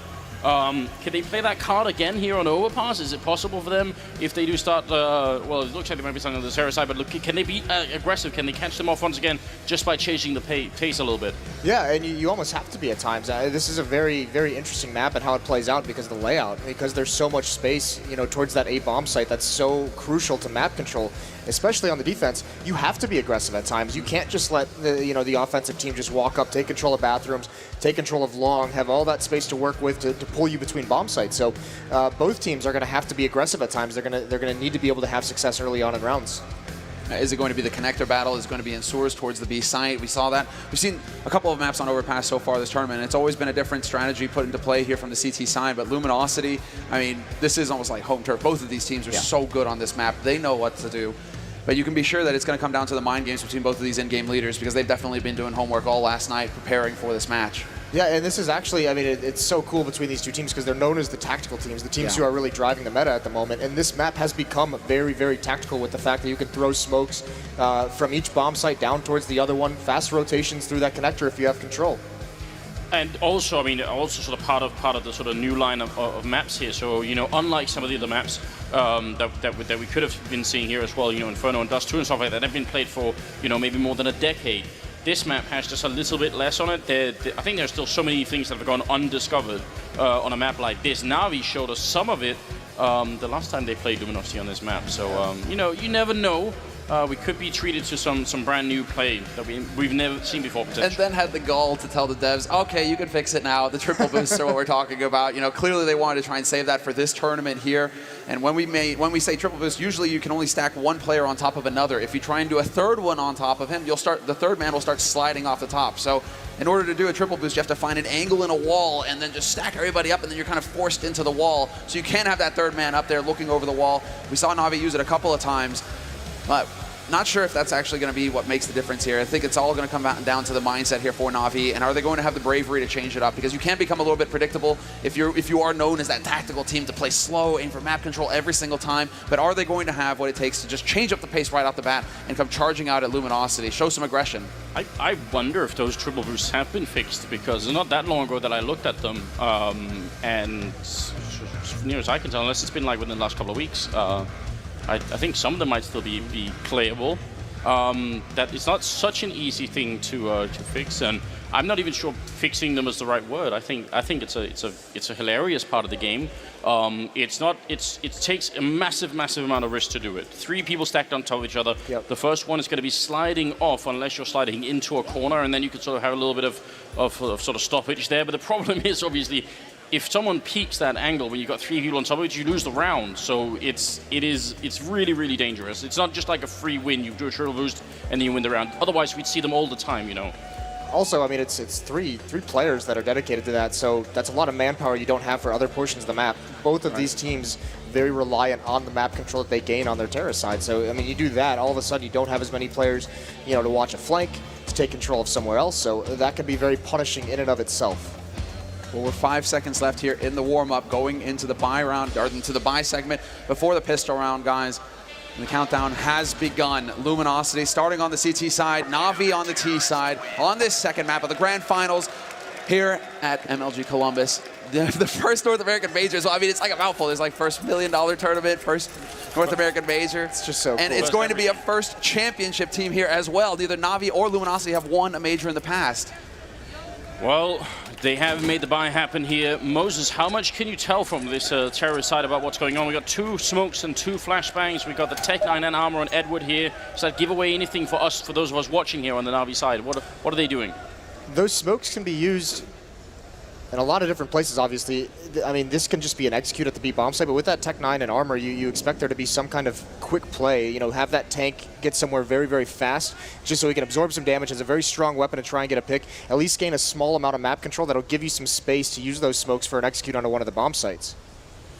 That, or actually, we also often see that the Tech-9 used as kind of like the last player in, you know, who's there with such a huge advantage. His teammates soften things up, and that Tech-9 can just kind of clean things out. So it'll be very, very interesting to see how that's used. All right, so when we say executors, we are just taking care of a sound issue on C's PC, which is going to be hopefully done with. Actually, it seems like, oh, it's not quite yet, but not that far off. When we say execute, we obviously mean you get the map control, you set up in certain positions, you throw the grenades, and then you charge a bomb site behind it. Luminosity, are they going to let Na'Vi do that, or is there going to be a counterplay coming out, you think, to sort of stop that kind of map control? Well, they don't have a lot of nades, so it looks like they're going to want to set up. Fur has a kit, has a smoke, so he's going to be a little bit more passive because he wants to have that kit alive to go to either one of the bomb sites, but they want to win some opening duels at range. I would expect that there would be some kind of early aggression from Fallen and FNX. They're going to push out towards A, and they're going to take duels, not commit to too many fights, but be able to fall back and fight at range as they retreat. And this is it. They aren't wasting any time at all, Na'Vi. They've gathered up outside this B site. They've already got control of Monster. Taco's looking to see if he can't find somebody stepping out of line, but they're just lying in wait at this point, Na'Vi. They're giving some time for Zeus to maneuver and get into connector, and we'll see just what Zeus is able to accomplish here. Because you can be sure he might want to actually just hold out and see if he can catch a rotator, but Taco, he takes the bait, and he still trades 1 for 1 in that situation, which is huge here for Luminosity.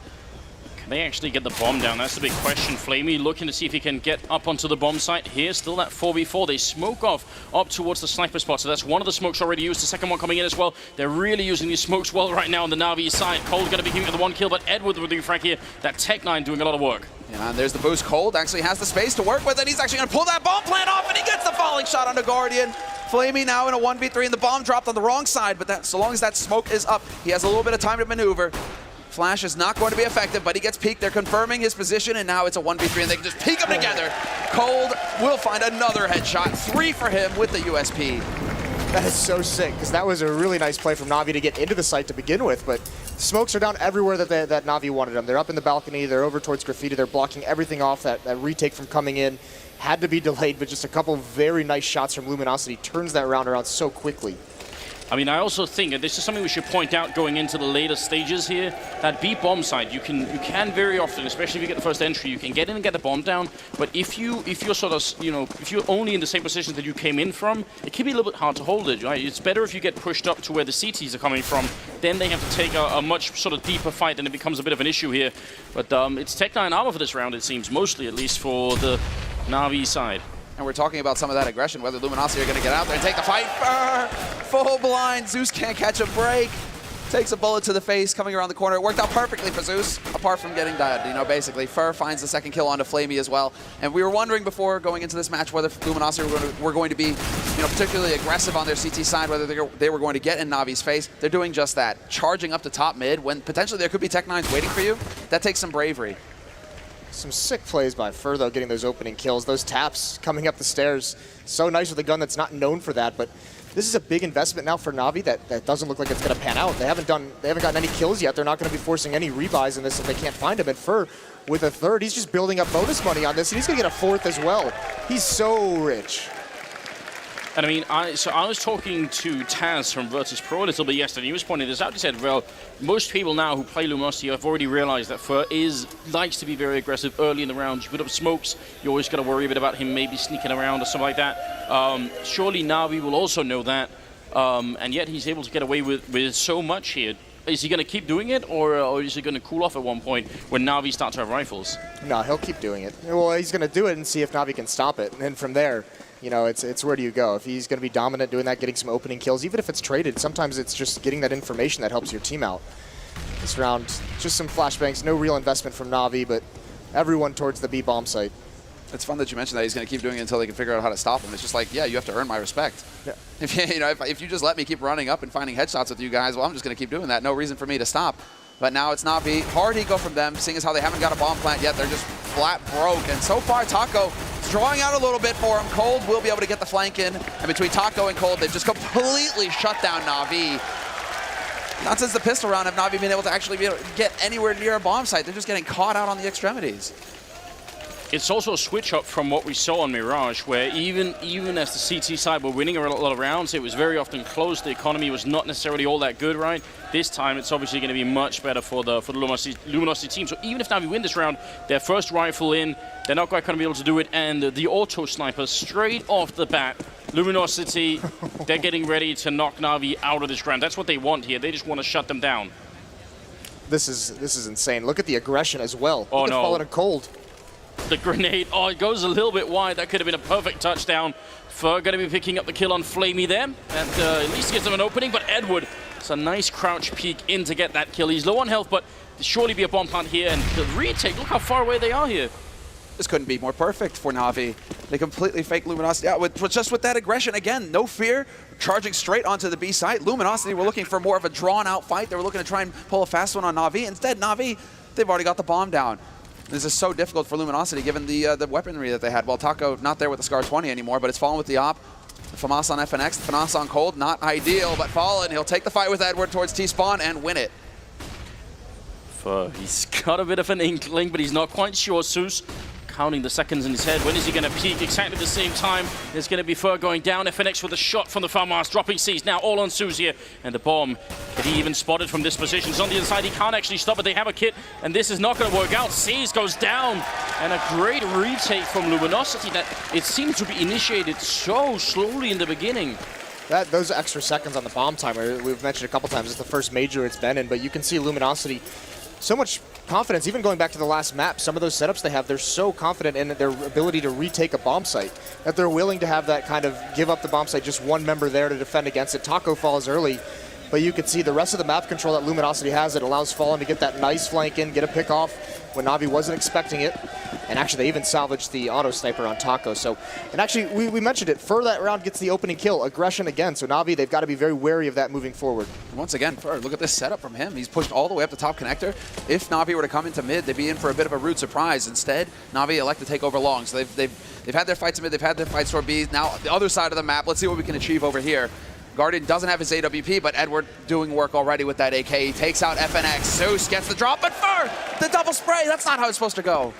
At the same time, they do give up the bomb site here. Cold is what coming in, and they're also flanking in from the restrooms. Fer going to be going down here. Now a 3-on-3. That bomb plant has to come quick here as Cold Zero takes down Edward. It's now Guardian and Flamey left, and they are trapped inside. Flamey picks up the one kill here. Still has another 2 to go to try and see if he can do it. He hits a headshot there on Taco, and now it's a 1-on-1.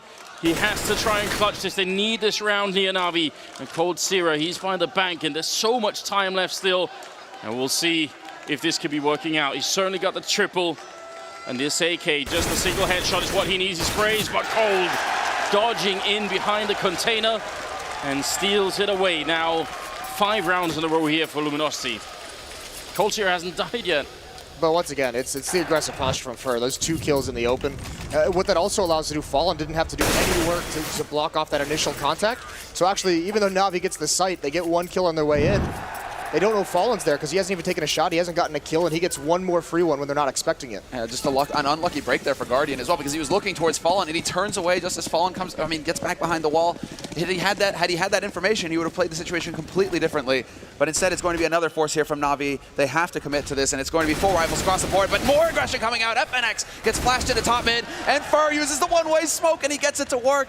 One of the few that is still possible here in the game, and Fur couldn't be better for him.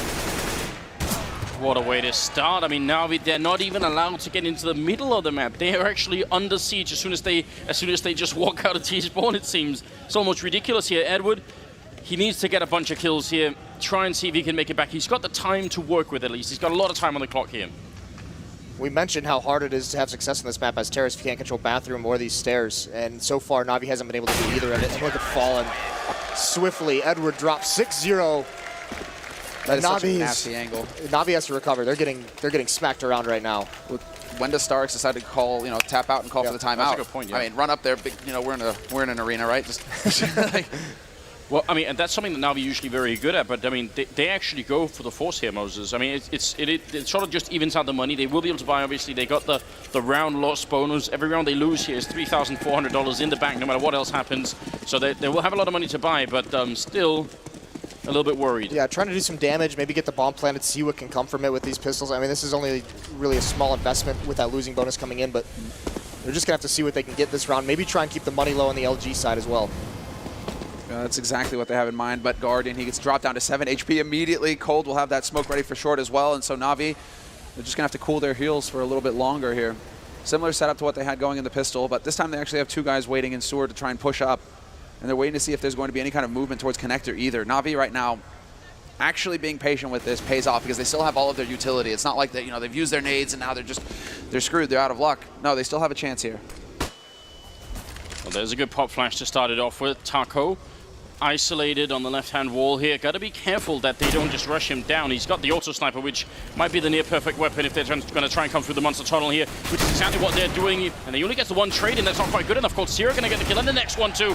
And now it's on Edward in a 1-on-4 here. Cold Sierra just shutting him out with a triple kill, which might have been expected, but I just do want to point out here, it's 11-0-0. It's no longer Cold Sierra, it's God Sierra that has shown up here, and we are moving into the 8th round. This is, okay, so this is a really important buy for Na'Vi. If they don't win this round, then you have to have the time. The timeout has to come out. Actually, they just took it just now. Yeah, there we are. Perfect timing. Yeah, 7-0 is actually, it's about there that teams, they have like a fail-safe basically that kicks in. They're like, if we haven't won a round by the 8th round, timeout and try and talk it over and figure out what the hell is not working because we need to get something going for ourselves. If Luminosity get past this point uncontested, it's almost no coming back for Na'Vi. It's this early pressure from LG, taking control of bathroom stairs. Na'Vi hasn't been able to force it back. And actually what's crazy about it is that Fur's going down these stairs basically all alone. And he's been able to single-handedly stop Na'Vi from having any success there. And if you can't control those stairs, it just makes it that much harder to make progress on those bathrooms.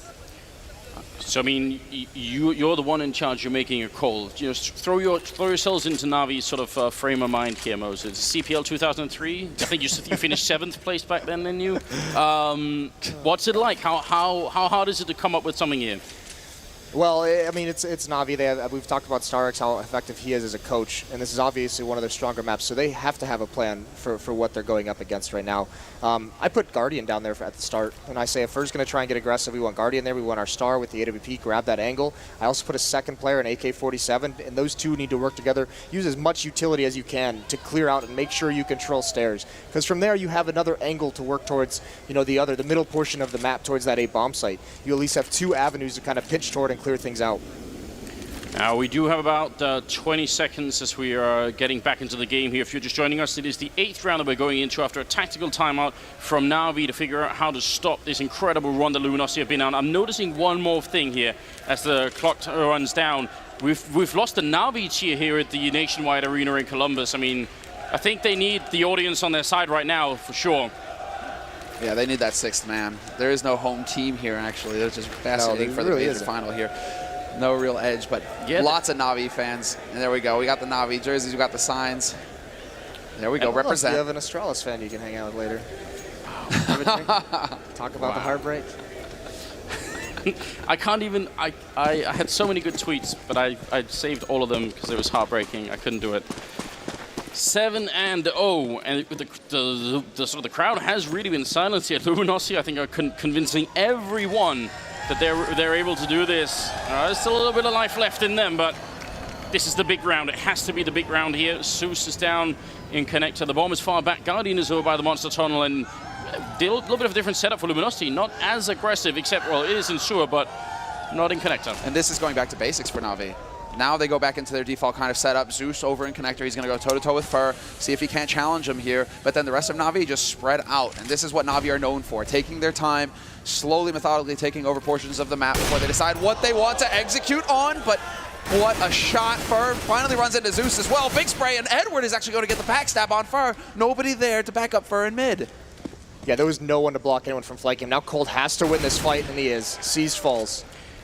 When you get hit like that by Guardian, you couldn't see anyone. There's a smoke up. You've got to be thinking, surely that can't be real. This is my time to shine. Edward with a fantastic boost, gets the one, goes for the spray. FNX very low on health, but so is Guardian, and he's coming in to help out here. One AK bullet is going to be enough to take care of him. They've got to be very careful here. Smoke goes off for FNX, and Guardian going to be hard for him to find the shot. So now a shot. FNX going to be going down anyway. What timing?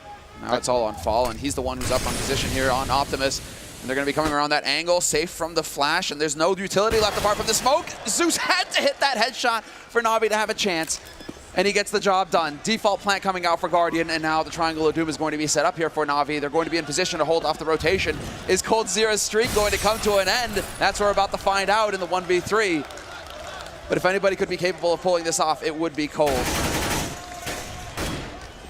Shouldn't obviously be possible at this point in time, but using that Molotov, not killing anyone with it. I'm going to go for the quick shoulder peek and gets tagged, so his odds are even worse now. I'm pretty sure Na'Vi have finally found a round here in the second map, and he's going to take the AWP and run away, which is still just sort of optimizing the output or the outcome of this round, which is pretty cool. And he will have made it, I think, far enough away for the bomb to not take it with him. So, see. Two things really help Na'Vi, and one has been a pretty consistent factor in the CT half for Luminosity. That auto sniper on Taco has not been effective so far in this match. He's actually dropped a couple times with, I mean, he's done some damage, not gotten really too many kills with it, but it's actually been a liability more often than not. Very stationary with it. The other thing is Fur that time goes downstairs like he's been doing for so long all alone, but no one else from Luminosity was aggressive out towards that portion of the map. So Na'Vi basically had a free flank down those stairs. Zeus just had to play that very passively and allow his teammates to clear it out. So there's that map control. Once it's gained, the Terrasides can do so much to manipulate the map. I think we're overlooking the important thing, though, is that Cold was just trying to maintain his kill-death ratio. Yeah, of course. 12-0, still.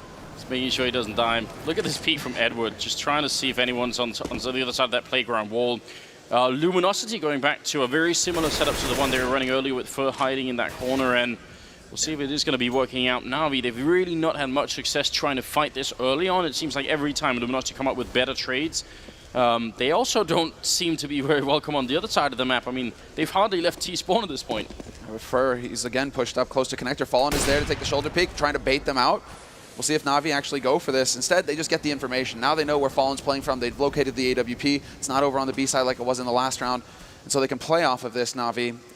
And knowing that it's in mid, they're going to actually go ahead and take a crack at long, see if they can't catch the man out. There's the pop flash going in. FNX, no hope at all, and just a little bit delayed there on Edward. Moment's hesitation, but he still wins the duel. Fur going to be winning the fight against Zeus, so that sort of brings it back a little bit here. I think Na'Vi, as soon as they had Fallen's AWP, they probably guessed what the setup was. Now they got to be careful that Cease doesn't get shot in the back. He's got a bit of an idea that something could be up Edward, and they're setting up for actually all of them setting up for smokes into the bomb site here. But Fur, he could really kill this round. Seized is aware that something might be up, and that's a really heads-up play coming out for him. Taco's on the bomb side as well. 20 seconds here for them to try and win this round. And Seized just communicated exactly. He picks off Fur, Flamey with the entry on Taco. Fallen trying to do the best that he can, and he will find the shot onto Edward. But he still knows that Seized is hanging around here in the back line. A lot of this is going to come down to Cold with 9 seconds left. Na'Vi, they still haven't got that bomb plant down. They need to get in there and actually initiate the plant, and just in time they will manage it. But in the meantime, the kill comes through for Fallen. Flamey catches out Cold, and it's all over the place. Tit for tat, everybody low on HP. Fallen still sticking to the op. But Na'Vi, they need to make the mistake now. They need to get impatient and actually go for the peak. Guardian's already got the angle, but he comes off of it just as Fallen comes around. the corner, and now, well, Fallen, he decides it's too much. Without Cold to set up the flank, he's going to back off and hold on to the AWP, and he might be thinking about the money right now because they are fairly low, Luminosity. Cold thinks Guardian when he peeks up from those stairs in CT spawn. If he had hit Flamey, he dinked one of them, and the other one, the planner, had the bomb, he was very low on HP.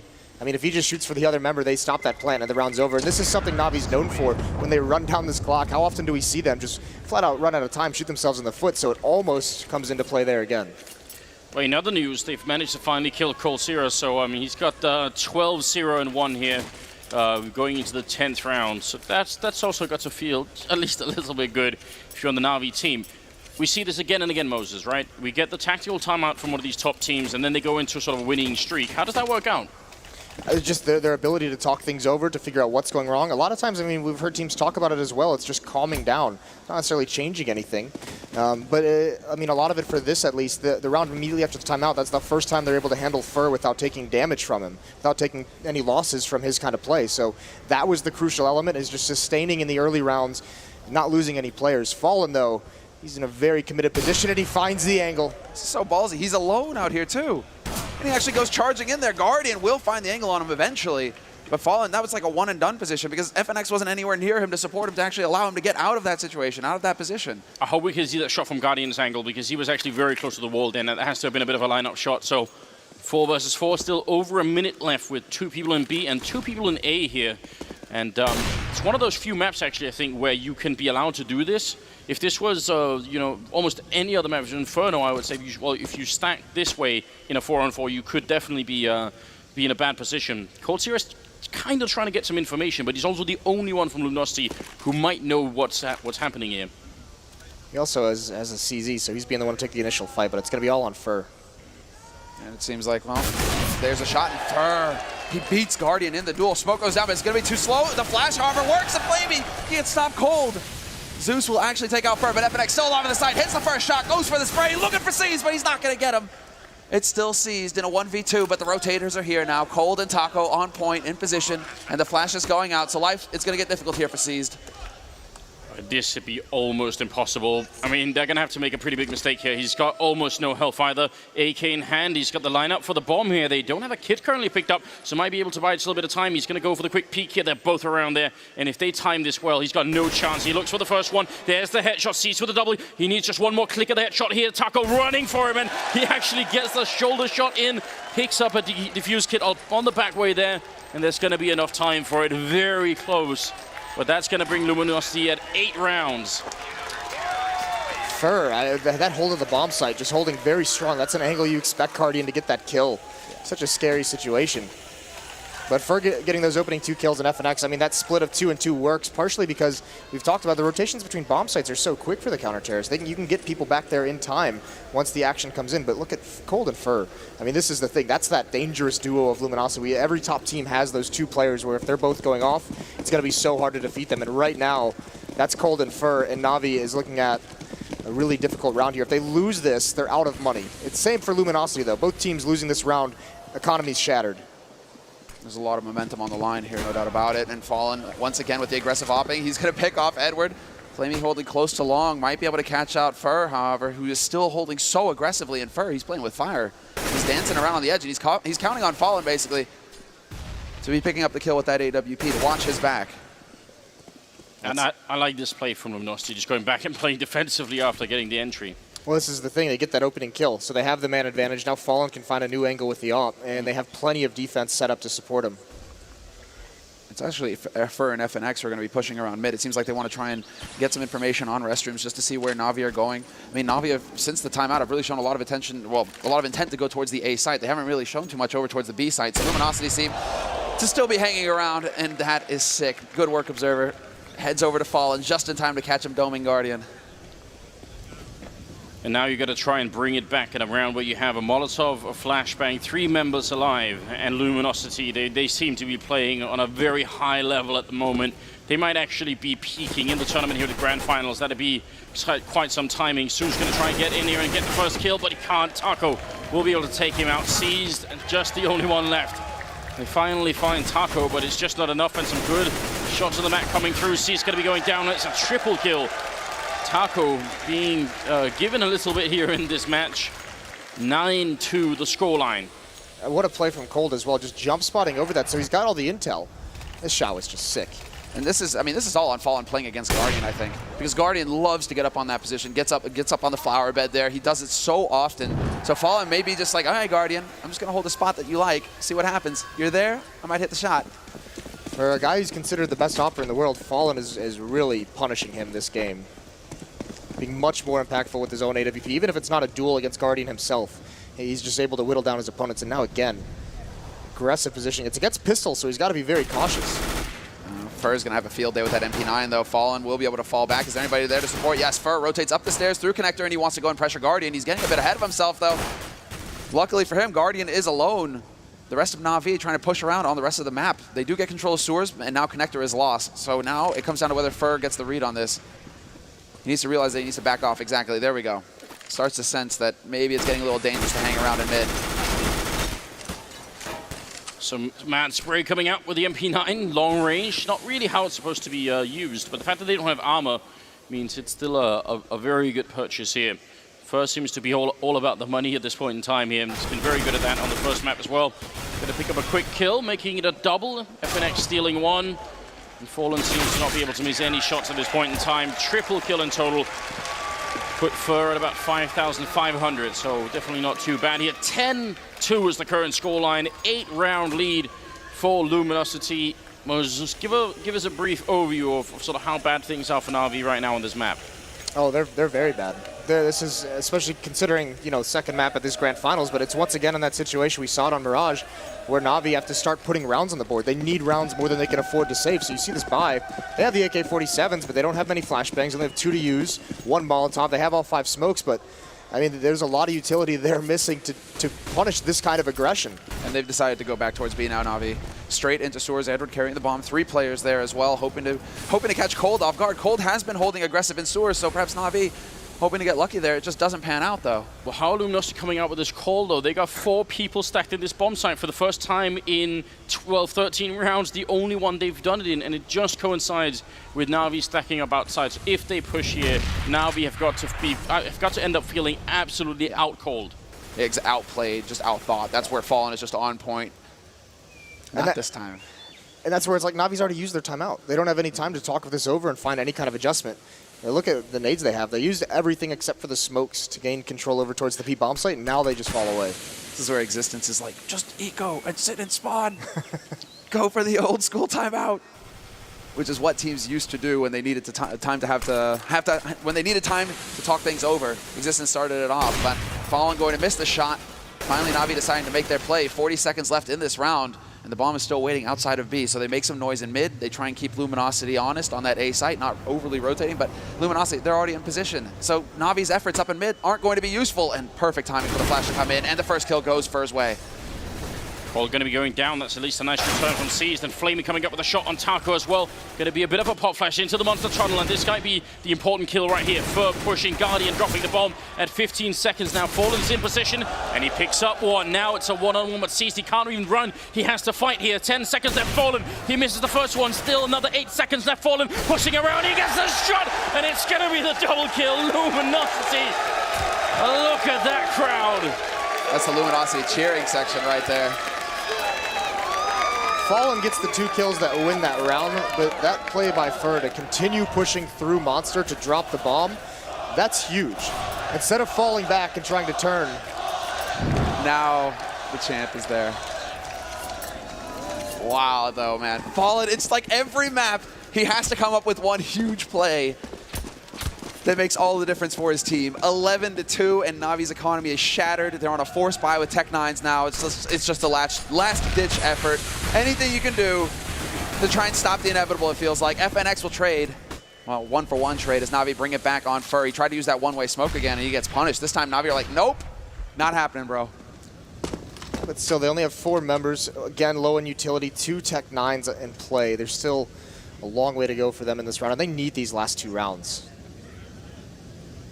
Fallen's got the angle for it, and he's gonna, well, actually, he's gonna be FNS to get that shot now. Fallen with the follow-up on Edward, and Na'Vi We saw how comebacks were possible from 11-4. Well, they're going to have to do even better, it seems, here in the second map. Guardian trying to check that corner with the Tech 9 close range, but Fallen picking up yet one more shot, and it's going to be Guardian all alone here, just trying to see if he could find a way out. That also takes a round with him for Na'Vi. It doesn't seem like it's going to be possible. He goes for the quick peek there. Take down FNX. That is a start. They see him pick up the rifle as well, and he goes down to Taco. 12-2, ladies and gentlemen. That's what Luminosity have brought here to the second map. This is an incredible start from Luminosity. You asked the question as well, right before this map even began. Are these teams going to switch up the pace? Are they going to get aggressive? Are they going to be able to do that? And Luminosity, that's what they built this lead off of, is that early aggression. Na'Vi hasn't been able to handle it at all in this half. And Guardian doesn't go for the glass cannon AWP. He had the money for it, but he goes for AK. I'm not sure if I want to look too deeply into that, but Guardian, I mean, it's integral to Na'Vi. You know, get him on that op. He has an impact with it. Instead, it's Na'Vi just charging out the top mid, and once again, Luminosity, no fear at all from them. The flash, totally effective, actually. Fallen gets the shot onto Flaming, even spots the man. Good night, Zeus!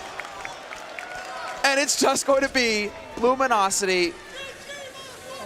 Boom! Marching on in the last round of this first half. I can't handle that. It's going to be Edward, Guardian, and Seized left. Fallen. What an absolute madman here in the finals. It's not just him, but these last couple of AWP rounds for him. Now we just have no answer for it. They're even ready. They're all charged up on that side of the map. You'd think they could run him down, get the trade, get something back, but the whole push comes out, and it just doesn't happen. It's Fallen with a third kill now going into Taco, taking the fight with Seized. He's going to get the fight, and this is the last of the half. It's a quad kill. The godfather of Brazilian Counter-Strike. We said it again and again. He ends up top fragging at 19-3-3. What an absolutely grotesque kill-death ratio for $1 million tournament. Those plays are so sick. Na'Vi has been defeated in this first half, and you can start to see it in their play. Maybe it's a little bit about Guardian not going for that glass cannon off, but their players, no confidence in the fights they're taking. Just crushed. Na'Vi have got to be feeling completely and utterly destroyed at this point. Nothing going their way in that first half. I mean, Fallen as well. He was sitting on single digits for most of that first half. It was towards the end of it where he's just like, actually, no, not this time. We were denied a DreamHack winner. We're not going to be denied here. This is the major as well. Not at Katowice just a few weeks ago. Yeah. In heartbreaking fashion as well. This time they're here to get work done. Na'Vi, though, what can they possibly come up with here in the second half to stop this freight train that is just bearing down on them? Well, so come on, this is Na'Vi. They've had probably, I think, one of the best tournaments they've ever had here. Going into it, we are in America as well. Moses, if you had to get sort of an any given Sunday type speech here, how would you start that off? It's not so bad, guys. It's better than it looks. We've got them right where we want them, boys. We've done this before. I've seen you do this before. That's a classic counter. That's a classic one. That's a classic one. We've done this before, boys. It's what every massive comeback that's occurred in a game of Counter-Strike from this kind of level. It's all about, you know, not focusing on the big picture. You focus on the small ones, the rounds. You win the rounds by rounds. You don't look at the scoreboard. You don't hit tab and say we're 10 rounds behind. You just focus on winning every single round as an individual. But it's still going to be, I mean, we've seen the tricks that Luminosity's pulled out. The early aggression has worked so well for them. The B stack, I mean, they have such good reads of Na'Vi right now. The pop flashes, everything that they've done just shows that they've put the research, they put the time in, and they know exactly how to read Na'Vi. It's just incredible the level that Fallen seems to hit with that AWP, in-game leading as well. I mean, this is the thing, though, as an in-game leader, because there is always discussion about your in-game leader and how he frags and everything like that, and the salt shaker. What a god. It all comes down, if you have the right practice and preparation, if you have the experience together, your in-game leader, I mean, you get to a point where you know what he's going to call, you know what's coming next. The in-game leader knows what his teammates are doing, so he can focus more on the fragging roles. We brought this up back when Fnatic were winning absolutely everything. Not that that era is necessarily over, but you know, we called it the Fnatic hive mind. Are we seeing the Luminosity hive mind here, where communication isn't even important anymore because you just know? You could well be right here. It's the 16th round coming up, second map in the grand finals. And we're going to have to see if Na'Vi can make what has to be one of the sickest comebacks of all time if this works out. on a map that's very, very difficult to win when you're this far behind. This is a sick read. Edward, he's gone for the big play. He's pushed all the way into T-spawn off a B site, and this has prompted the rotation coming in here from Na'Vi. Getting into position on that A site. They know that Luminosity are coming. Now it all comes down to keeping their cool and hitting the shots as Luminosity gets control of restrooms. Can Seized hear this? That's what I'm wondering is, he's not close enough now. So he's trying to actually push in here and see if he can't get a backstab flank coming in. I mean, he knows that they moved off. And so now it's all about the timing here. Edward, he's spotted. He's been spotted by Taco. Luminosity have to know now that the game is up. Oh, sit down, Seized. Wow. That was, for all intents and purposes, that was a drive-by, essentially, just shutting Seized out of the round. Flamey trying to fall back as well, but Luminosity, the Glock train has arrived to the A-bomb site. They got to win this round. Na'Vi, but FNX and Fur picking up a couple of kills. It's now down to Zeus and Edward in a 2-on-4, and Edward finally manages to isolate FNX, but how could they possibly defuse this bomb? They don't even have a kit or any grenades picked up right now. Zeus, just too many bullets coming his way. Edward gets the 1 kill. He has to find another one for the quad. Taco around the corner. Edward making the jump, looks the wrong way. He turns around for it, but Taco, he's going to do it for the double, and Na'Vi, they lose the round. Luminosity, 14-2. All that talk about Taco. This is the level he's hit. First, it's this incredible, boom, flashy drive-by, and then it's the composure. And you can see he outplays.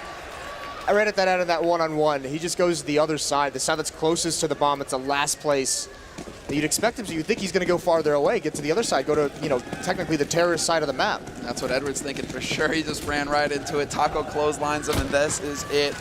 It's within Luminosity's grasp now. 1 round away from match point and tournament point and their first major. What an incredible ride this has been, but it's not done yet. You can always come back and see us. It's the beauty of the game. And Na'Vi, they're one of the best in the world. Guardian trying to do the best that he can here with the Deagle, but he will fall. Fur and FNX, 2 big kills to put them way in the lead here in this round. You can see kind of the thought process of Na'Vi in that pistol round and this one. They know they have to make plays. Those very fast, aggressive flanks in the pistol round didn't pan out for them. Here, Guardian and Zeus trying to get a little bit aggressive, seeing if they can isolate one of these Luminosity players to give them some kind of an advantage. But it's been beaten back. Flamey refuses to give up. He nearly takes out Fallen as well. Sees, though, doing big damage. Gets 2 kills. He brings it back to a 2-on-2, and Edward's on the flank. He's got the Mac 7 behind here. Fur going to be going down. Cold Sierra alone, Mac 10 in hand, looking for the shot here. Edward's still alive somehow, but he's going to go down. 40 seconds left. Seized. He's on the bomb side, but he's only has 2 health left. This is a really uncomfortable 1v1 for Seized. Any mistake made, and he is out of it, and Cold Sierra, he's feeling so confident. He checks a couple of corners here and there, but mainly just runs in to put that bomb down. I don't know how Seized could possibly maintain his composure in this the round that's going to decide the grand finals, it seems. This all comes down to patience, but yeah, Seized. There's just so little HP and no utility, no flashes, no nades, no smoke. And so this is an impossible situation, and Cold will lock it down. 13 tournament points now for Luminosity. 13. Wow. What complete and utter dominance coming out from them. Unreal.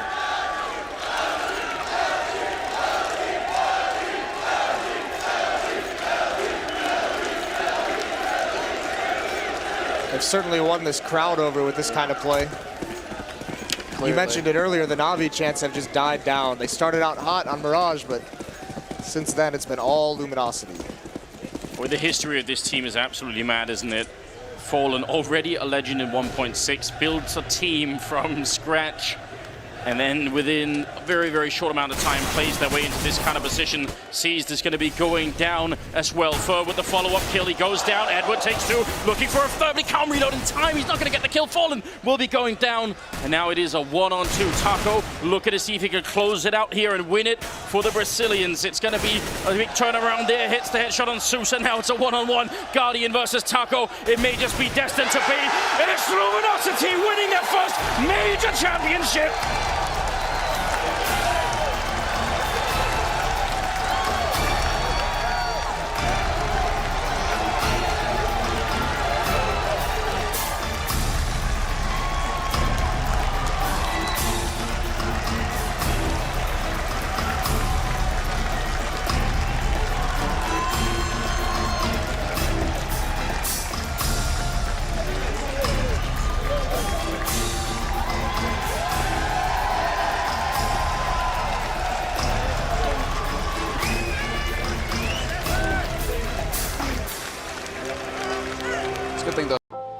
Lindor, derreta-se em seu momento.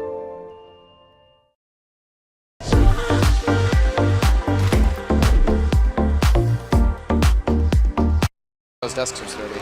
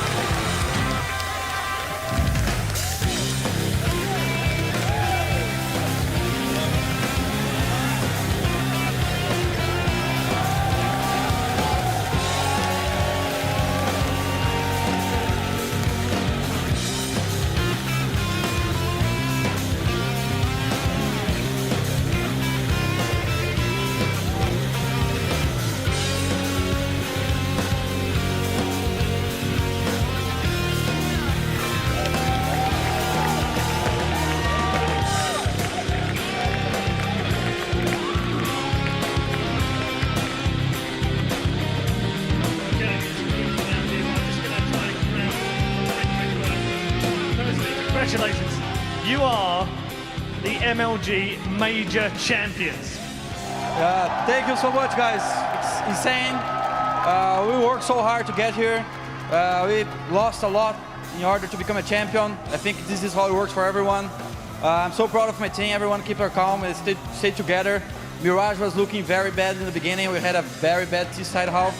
But just show how our team can do everything we want. We just need to stay calm and focus and practicing a lot. You guys, I know that you've sacrificed an awful lot. You've moved home, you've left family at home, you've had no money, you've put money into the scene, you've helped the Brazilian Counter-Strike scene so much over the last few years. Can you sum up to me just what this means to the country of Brazil and your teammates? Just to sum it up, this is our dream coming true.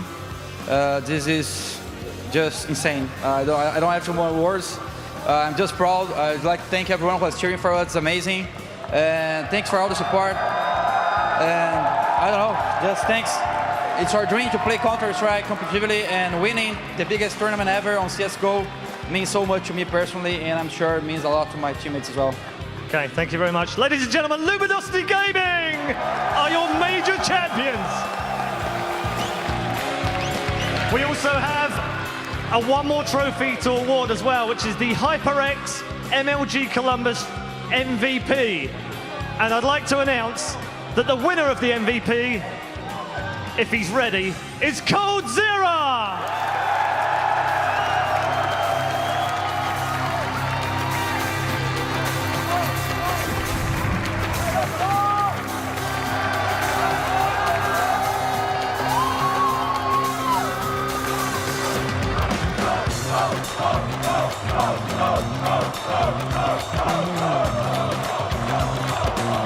And that is it from the main stage for MLG for the Major Championship. Let's get the final thoughts from Sir Scoots and the boys at the analyst desk.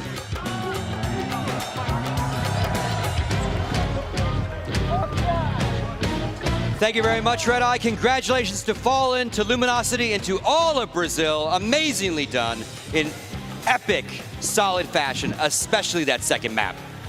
Thorin, starting with you. Usually these two teams make their names on the T side. They're known for their fantastic tactics, particularly Luminosity, because they're not known as one of the teams in theory that have all the mad fraggers on CT side. But CT play won them this whole final, actually. Obviously, it got them back in the game on Mirage, and then on Overpass, they were absolutely dominant on CT side. Meanwhile, Na'Vi, usually very good. They told us, they hinted at these boosts, but I mean, as we were talking about in the green room when we were saying so, just because we didn't see the boosts doesn't mean that like it was a lie or whatever. Yeah. Sometimes you have to have a very specific, obviously, spot on the map where you're going to do the boost. You have to have a position where you haven't seen someone there yet. Maybe you've got someone covering your back in a way. You have to have the right people there who can do it. Maybe one of the boosts is for an AWP, so you have to have an AWP or Guardian. So don't put too much blame on Na'Vi in terms of that part, because we did tease you a bit that these awesome boosts would be coming out. But at the end of the day, the reason they never got the chance to do the boosts is because the smothering defense of Luminosity. And they really did take that kind of like proto overpass CT style that we saw Fnatic actually pioneer last year and just use it very effectively, because every time Na'Vi went over to that small site, it didn't matter. There was the aggressive push up and they had to fight at the bathrooms all the time. They were never getting into the site. If they got into the site, that was in like a 2v2 or something. I mean, Navi's biggest issue on their T side here was not locking down Fallen. Fallen was absolutely incredible, that whole CT half. Defensive, aggressive, and Navi just didn't have a reply whatsoever. When he went aggressive, he got at least 2. When he fell defensive, Navi did not have the nades to actually be able to actually push him back and get to site. Every single round that Fallen had an impact on, they won. It was absolutely incredible. Good job from Fallen. Fur also had an amazing game. But yeah, overall, that's why coming into Overpass and the veto process for Navi, it's very important to come into the game knowing that you actually have a solid foundation, right? So you don't go in and you only have the boosts in handy, thinking that, okay, don't worry, that's going to win us the game. So, I mean, like you were saying, Duncan, maybe they weren't allowed, maybe they didn't have a chance to use them, but don't base a map off of like some new special tactics you might have found. You want to base the map off of what you feel comfortable on, and you could clearly see there on Navi's side, they were not comfortable at all on Overpass. In that sense, though, that's where it feels like it was too much of a gamble there. Like, I actually criticized Luminosity for this earlier against Virtus Pro, where it felt like they picked Cobblestone as like a trick map, hoping they could get something out there. If you're a team like Na'Vi, you're known for this fantastic map pool. In this particular situation, why not go with something like Cobblestone, where we know it's stronger for you than for the other team? Instead, they went with this map that's good for them, certainly. They're both very good teams on this map. But it's one of Luminosity's speciality maps. And so in this particular scenario, I feel like maybe they kind of outthought themselves there. Maybe they thought, we're going to get in the situation, then we're going to do these cool boosts, that's going to throw them off. They're going to be thinking that they can beat us because they beat us last time. Maybe all these different thoughts went through their head, whereas instead they should have just gone for a map that's very solid. Na'Vi really won many, many series playing Cobblestone. I think they got a bit too ahead of themselves. Then again, they had Mirage, that was the first one, so they knew they weren't out of it. Richard, your thoughts? I mean, obviously there was a little bit of tilt going on there, but let's be real. I think this is one of the moments they'll look back and they'll be like, Overpass is actually a very bad pick for us. Because if you look at it statistically, Luminosity have played this map 11 times, not including Brazilian teams, and they've won 8 times. One of their defeats came against, I think, obviously the Fnatic one famously, with an overtime. They also did lose to Cloud9 and Selfless, kind of online, but that's while they were preparing for the major, trying out new things. All the other victories they've got in this map are solid, and it includes wins over Na'Vi. So why they went with Overpass, it's a little bit of a mystery. And you can see as well, we've talked about how close they are over the course of the tournament, how they're so alike in how they play, and there's nothing between them. Well, Na'Vi just got blew out. So obviously there was something going on at halftime. You know, we saw Flamey was sat by himself for a little period of time. So it's a combination of the fact that I think they mentally were perhaps a bit overconfident with this map pick, and then they did literally crumble under the pressure. So yeah, just really, really disappointing, because this is definitely the major Na'Vi should have won. If Cluj was heartbreak for them, I don't know how this must feel, because this was there for the taking. And actually, the thing is, when I was talking to some of the MLG people before, and they were doing one of the interviews to set up the pre-game kind of package that we saw there, when they asked me about Na'Vi and like how do you define this team, how do you describe them, I said one of the interesting things is, okay, maybe they can tilt. Like, I've seen Flamey get angry, I've seen C's bang the table, I've seen Zeus argue with people, but I said the one thing about Na'Vi actually is they don't choke. Like, I've only ever seen it happen once, which was the Star Ladder, and that was because Fnatic was just playing like above the way above the rim, and in a way you could never expect. So in that sense, maybe that would get to you. But it does feel like the first game was so close. It was so much in Na'Vi's hand a bunch of times. And this second game was not competitive. This is a game where, I always say this about Na'Vi, even on the maps that they're bad on, I go back in history and I look, and there's one of them, like, they'd never got below 9 rounds on. The others, they're always getting double digits, even in losses. You saw how overwhelmingly they were beaten on this map, and how once Luminosity really piled on, Na'Vi just kind of like, they just gave it up the ghost, you know, the spirit was gone. They didn't have all those crazy 2v2 wins that they'll always get to grind back in. Guardian, unfortunately, I mean, you can't blame everything on the hand, because at the end of the day, I always say it like this. When someone first gets injured, yeah, you have to mention it every now and then, but unless he ever becomes fully rehabilitated, this is just who Guardian is now. It's the same with Olofmeister, I'm afraid. So they're not as good players, they're not as much impact players, and so it comes down to everyone else in Na'Vi at that point in time. It can't just be Guardian in that sense. But even so, considering at Cluj-Napoca, Na'Vi weren't as good as Envious, but Guardian might have been the best player in the whole server. He was amazing at that tournament. Unfortunately, we didn't get to see that Guardian here. Like, I feel sorry for anyone who's just tuned in to watch their first major and was like, who's this Guardian guy I've seen all the clips about? Because unfortunately, you haven't seen that guy yet. And hopefully we see him soon. We really hope he gets better because he's one of the best players of all time. But Na'Vi needed him in this final. And in the end, coldzera showed him up. And you bring up the guy I want to talk about. We've talked about last couple of years how more and more companies are starting to give MVP trophies at the end of this. I love much it. like sports. Love it. We love it. It's a great additional, you get the big trophy, but then you can nod to who is like that impact player. Yep. They gave it to coldzera. You mentioned him. Here's some impact frags. And walk us through this guy, Duncan. It's like I said, it's always on the CT side where you'll see him AWPing, because his style is like he just holds an angle, waits to come out. On the T side, obviously he's a monster with the rifles. That's where he made his name. Actually, you're going to see all these AWPing clips now. That's mainly because of the map. There's also a map that he does it on a lot. But usually this is a rifler. I mean, this is more his bread and butter. Take one guy, take another one, reset. It's always got good sprays, not just instantly headshotting you. He's a very well-rounded, complete player. And not only is it great that he won for this tournament because he was the best player, but it's so fitting for the story of Luminosity. Because yes, Luminosity is the brainchild of Fallen. Remember, it was like a year ago in 2 months when they first appeared on the international scene at MLG X Games Aspen, and just to get an upset win, that's it. They got an upset win, and then they pieced out of the tournament. A year and 2 months later, they win the major. Yeah, Fallen constructed all that. He made the tactics. He made all the rest of it. But you need a star player. They didn't find this star player until around like August or something like that of 2015. And so we're only talking about like 6 or 7 months, and this guy is now in the position to be the MVP of a World Championship tournament. And they really have built the game off his back in terms of fragging. Yeah, and I think what's crazy as well is when he was picked up initially, people were like really underwhelmed. It was one of those where it was like, because he was a bit of an unknown quantity, people were like, I don't know if you should be getting rid of known quantities like Bolts, who obviously has gone on to be, very good, and guys like Steel, who are, kind of established Brazilian players. coldzera really was an outlier, and I remember actually when he first came in, it's not like he hit the ground running. It's not like he burst onto the scene and had like amazing performances. Like he was a slow starter, if you like, until a steady starter, I should say, until he got to the point where he's at. And Fallen was coming out and saying, no, coldzera's the guy. coldzera's the guy. He had absolute confidence that he made the right decision, and here he is now. Like I say, just picked up an MVP at a major. It's incredible. And it's inarguable as well. I mean, certainly in that series and over the course of the tournament, you could say as well. And by the way, I just want to add, I like the point you made there, Scott, which is that I like this feature. I want every major give out the MVP trophy. I don't care, even if you get it wrong or you give it to someone we don't agree with. Like, I feel sad that in the past, when NIP wins a major, Get Right can't win the champ. Or we get Envious and we don't know who was. People won't remember in history if they didn't watch the game. Was Happy the MVP? Was it Kiyashima? Was it Shox? Yep. It's great to kind of honor the individual players and the team, because then it's like, it's not just about team success. It's also if you're a great player. For example, I'll give you an example. In the Cluj final, if you'd have said MVP there, I might have given it to Guardian even though they lost there. So it's a great way to kind of say, you still try to win the cup, but if you play amazing, we acknowledge you as well.